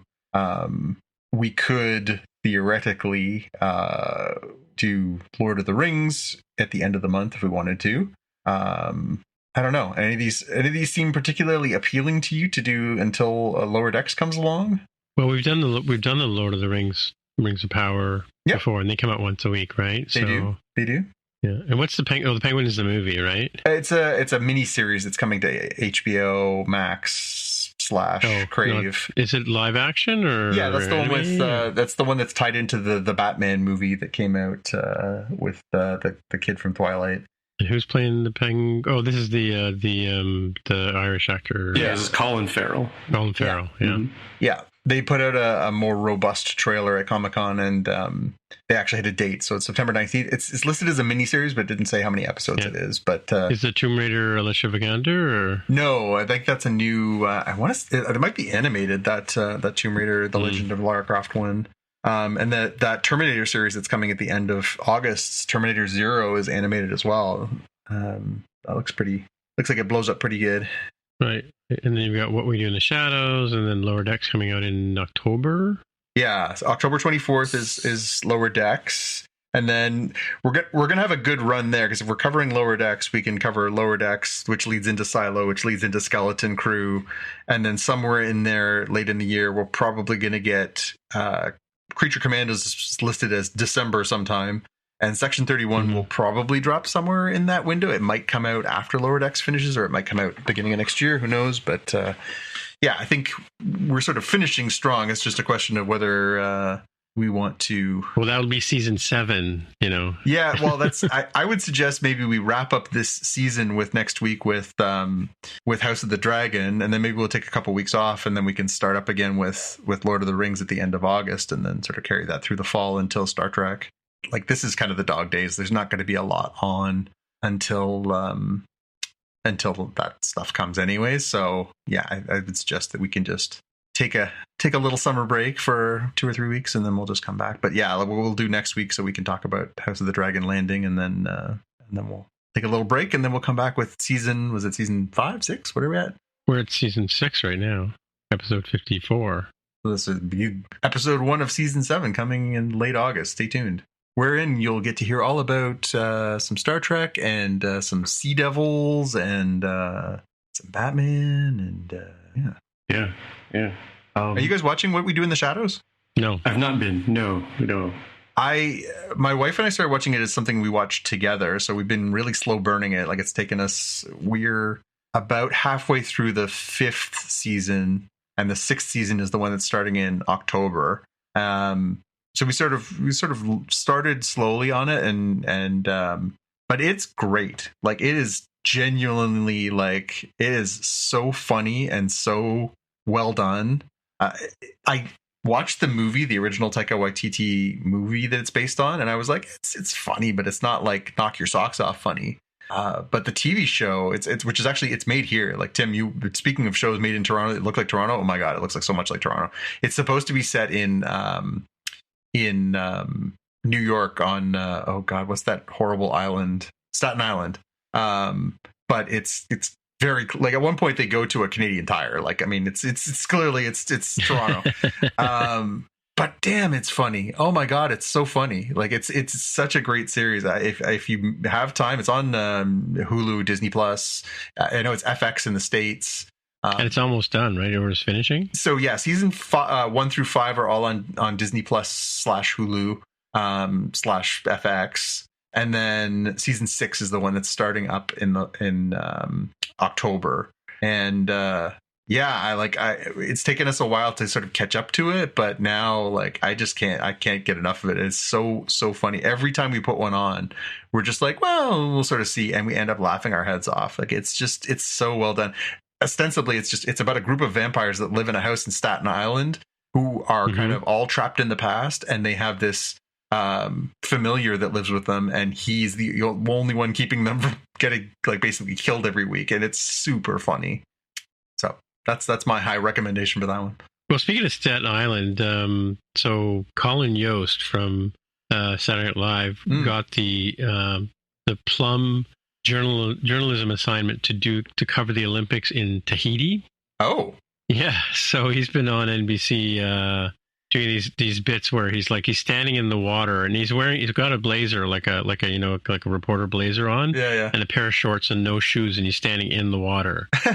But he says, like, his crew didn't tell him that the coral that he's standing on was sharp. Oh my god! So he tore up his feet. But he did, So now he's got ants crawling all over his feet and then apparently while he was filming, somebody said, by the way, does he know that there's, like, that really dangerous fish in that water where he's standing? And they didn't bother telling him till after the segment was over. But the day before, somebody had been bitten by this fish, and they had to be flown off the island to get treated. Oh my god. Yeah. So he's doing this fairly, tongue firmly planted in cheek, right? But it's like, they introduce, how, covering this, this glorious, surfing event in Tahiti, and he says, I'm also from an island, Staten Island. Yeah. So, which is the tie into what you were just saying. Yeah, absolutely. Yeah, the jokes are fast and furious about just how absurd Staten Island is, and just how, like, I mean, its reputation in New York is not good. No, but they're kind of clueless. These vampires who are they're like supposed to be hundreds of years old, so they don't really have a clue of just how awful Staten Island is. It's some very funny stuff. Right. I think it's the best thing ever. Yeah. So how was your plane trips there, Jaime? Went fine. I was pretty nervous because Delta was canceling flights right up to the day before I needed to fly. Wow. But yeah, it worked out okay. I ended up watching Ghostbusters Frozen Empire, which was on the in-flight entertainment, and I haven't seen that yet. The other direction I'm watching, I thought it was pretty good. It's pretty solid. Relatively good execution and a lot. I think pretty decent concept. I also ended up watching Godzilla Cross Kong, or Godzilla X Kong. I'm not sure the way to pronounce that. And that was not as satisfying as I was hoping it would be. I feel like they almost overdid the big monsters punching stuff, which normally I'm fully in for. Get your popcorn or your Cheez-Its or Sun Chips, whatever it is that they actually give you on an aircraft, and watch. But I just feel like this, even for a movie series where I'm mostly for, like, I want to see the monsters, I feel like they didn't really earn the battles for most of these. They're pretty well done. They're pretty cool battles, but, like, I was missing a little bit of emotional connection that funny enough, I feel like we actually had in Godzilla v Kong or Godzilla versus Kong, the previous movie. So, yeah, I don't know. Yeah, they can't all be winners, you know. And when you're watching for free on an airplane, it's kind of hard to complain. It blows up real good. Yeah, I've seen that one pop up on my previews thing on one of my streaming services, and I'm just like, it has the potential to be awful. I don't know. Yeah. I don't know. So your mileage may vary on giant things hitting each other. Yeah, I saved a few weeks ago. I saved Godzilla -1 on my Netflix to watch list, but I have not made the time for it because I want to sit down and watch it all in one go, and it's getting harder to do. So, well, should we call it a night? We should call it a night. Definitely. All right. Well, we'll be up to season 6, episode 55 to wrap that one up. A nice solid 55 episode season. Yeah. The unfortunate news is I will be out once again next week. Next week. Sorry. Next week I'm actually traveling for work again. So that'll be the last bit for, I don't know. I might be out in September and then definitely in October, but does your boss not know you have a podcast you have to be on? Right? Really? Exactly. Yep. Where are they sending you? Is it somewhere better than rural Kansas? Yeah, this is in Austin, Texas, so a little bit closer to home, although, you know, it's a giant state, so not just really. Close enough for your parents to be like, why haven't you come by? Why didn't you get a Southwest Airlines $49 flight to go? Yeah. The answer Austin, is Texas. Southwest Airlines. Yeah. And this is for FinTech DevCon, so this is for all those financial technology companies and getting over there to shake hands and kiss babies, which somebody, when I said that once, said, oh, it's better than the alternative of, you know, shaking babies, kissing hands. Shaking babies, kissing hands. Yep. Well, safe travels. Enjoy watching your American compatriots kick the world's butt at the Olympics, and yeah. Well, Canada's doing pretty good. We got two gold medals in the pool today, and I think we won a soccer game tomorrow or Saturday on, so the cheater Canadians can win another gold medal, and hopefully. And even though cheating in they tell me that I've heard that cheating in soccer is quite common, but which is surprising because like. What's to cheat? Well, an old colleague of mine has been covering this for TSN, which is our ESPN equivalent up here in Canada. Yeah. And he wrote a piece the other day where basically, someone had sort of said off the record, like, every country spies on every other country's training to try and get an advantage. And that was Canada just got caught. I'm not sure if that's true, but that seems to be the position that Canada soccer is taking behind the scenes. It's interesting because Canada has performed very well the past few years. They won the Olympics in Tokyo. The women's team, that is. The men's team just had a really nice run to the semifinals and in the Copa America tournament and qualified for the World Cup. And now you're like, I wonder if those are connected. So it's, I don't know. Yeah. Well, the other thing I keep reminding myself of as Canada wins medal after medal is there's no, Soviet Union, Russian representation at the Olympics this year, right? So no Russia, no Belarus for these games because for obvious reasons. Yeah, which is too bad. Oh well. Yeah, you missed them. Really. Did you see the one about the Turkish the gun guy, the shooter? The guy who has his hand in his pockets. Yeah, he won a silver medal. Yeah. And apparently he got into it after a fight with his wife. He just decided... I'm going to learn how to shoot well. Somebody posted an interesting stat about all the shooting medals and awards that have gone at the Olympics so far. Not one single one to the U.S. That's why the meme is shooting at the Olympics, but you can't shoot the competitors. It's like, sad now. Stationary targets, not really our jam. If it was using AR-15s, you guys would have it locked up. But alas, this is a little more precision. One shot at a time. Yeah. Well, the Americans are going to win the glamour stuff. They're going to win the basketball tournament. They're going to win the. Is it the NBA stars? Yeah, it is. I've watched a few of the games already, and America's looked very dominant. So dominant that they have like incredible players who aren't even seeing the floor. Canada's won both of its games and plays again tomorrow morning, but we're grinding it out a little more. I think Canada still has the potential to finish in the top 4, but I just cannot see any world where somebody beats that American team. They are stacked.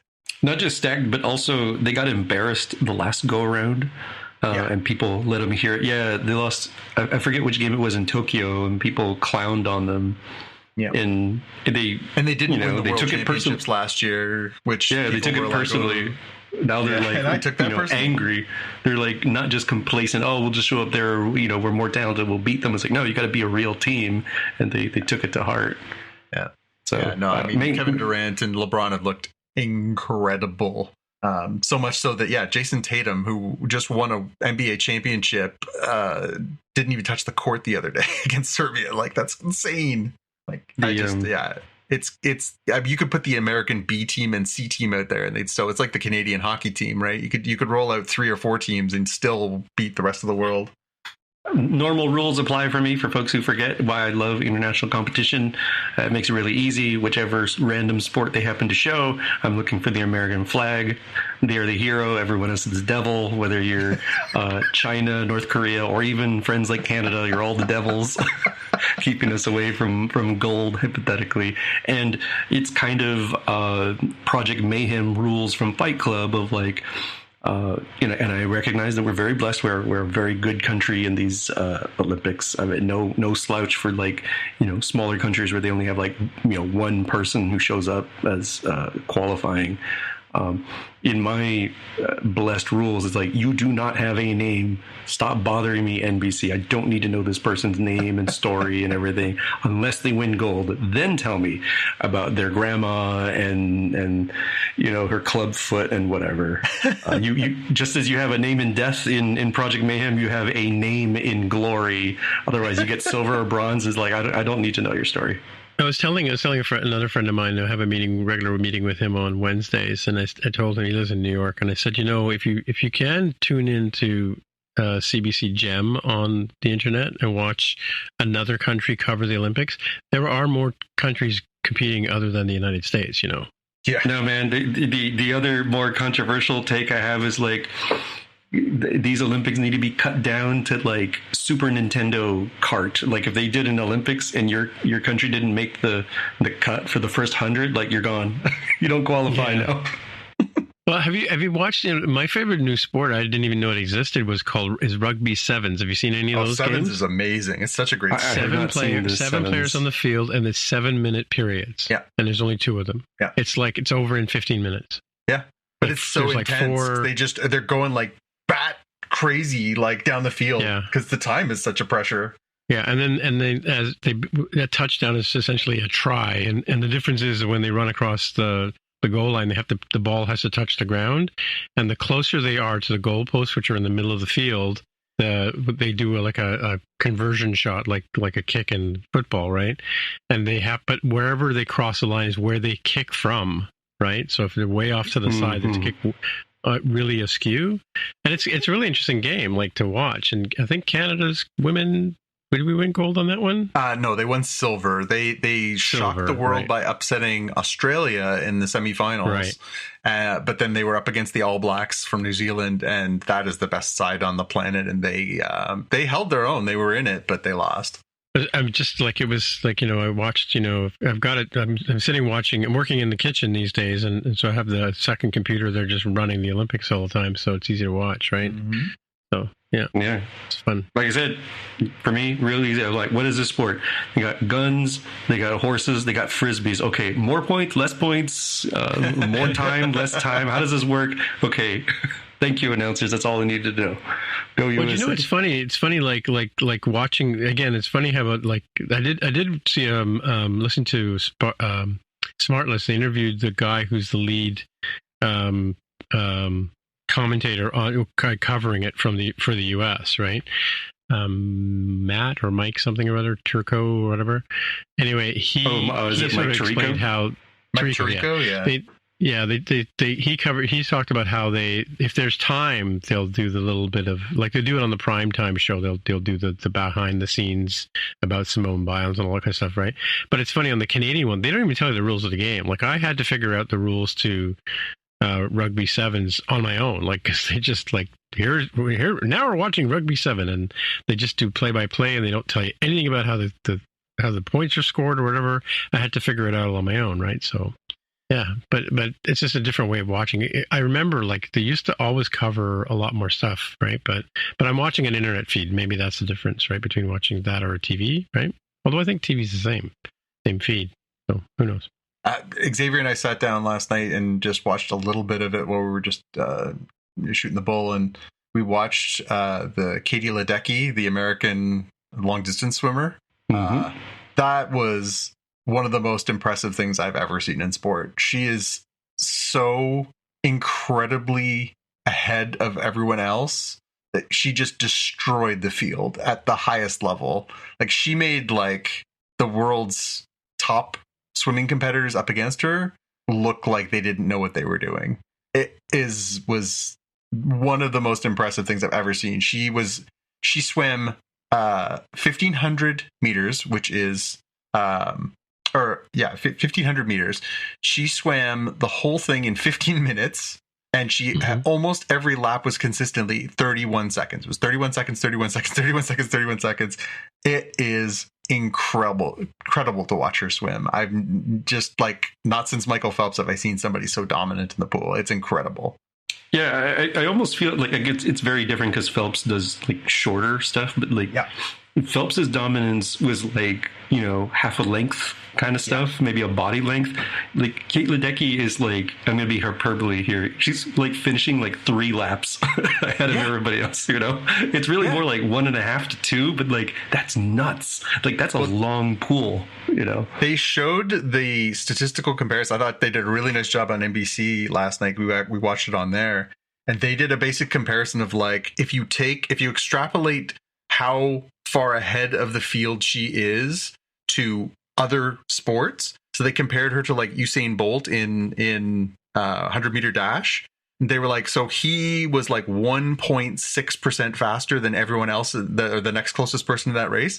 She's like 2.9% faster than everyone else in her field. They said she now owns the top 20 highest records in that event. Like, she is the top 20. No one else is in the top 20 of the fastest races ever done in that discipline. And she, they said that statistically, if you look at the time it takes for somebody to train and get up to speed to be able to match those records, the estimate is that it'll be after the year 2050 before that record, any of her records will be broken. Like, just again, I said to Xavier last night, I'm like, just check yourself on this one. You are watching like all-timer stuff here. Yeah, it's those moments that I do enjoy, like, you know, amateur athletics, you know, just seeing somebody who is just, you know, really, really special in their discipline. Again, I couldn't give a shit about competitive swimming, but it's exciting to watch somebody, you know, is just, you know, breaking the records, doing, like, setting all-time marks. Toronto's own McIntosh races? Summer, yeah, she's got a couple of golds under her belt already. Good for her. Yeah, she's 17-year-old, really impressive. Yeah. Yeah, no, hopefully she's got a bright future ahead of her too. Cool. Yeah. All right, folks. I will talk to you later. See you next week. Have a good trip, Jaime. Safe travels. Thank you. Yeah. Thank you. All right. Bye. Take care. Bye.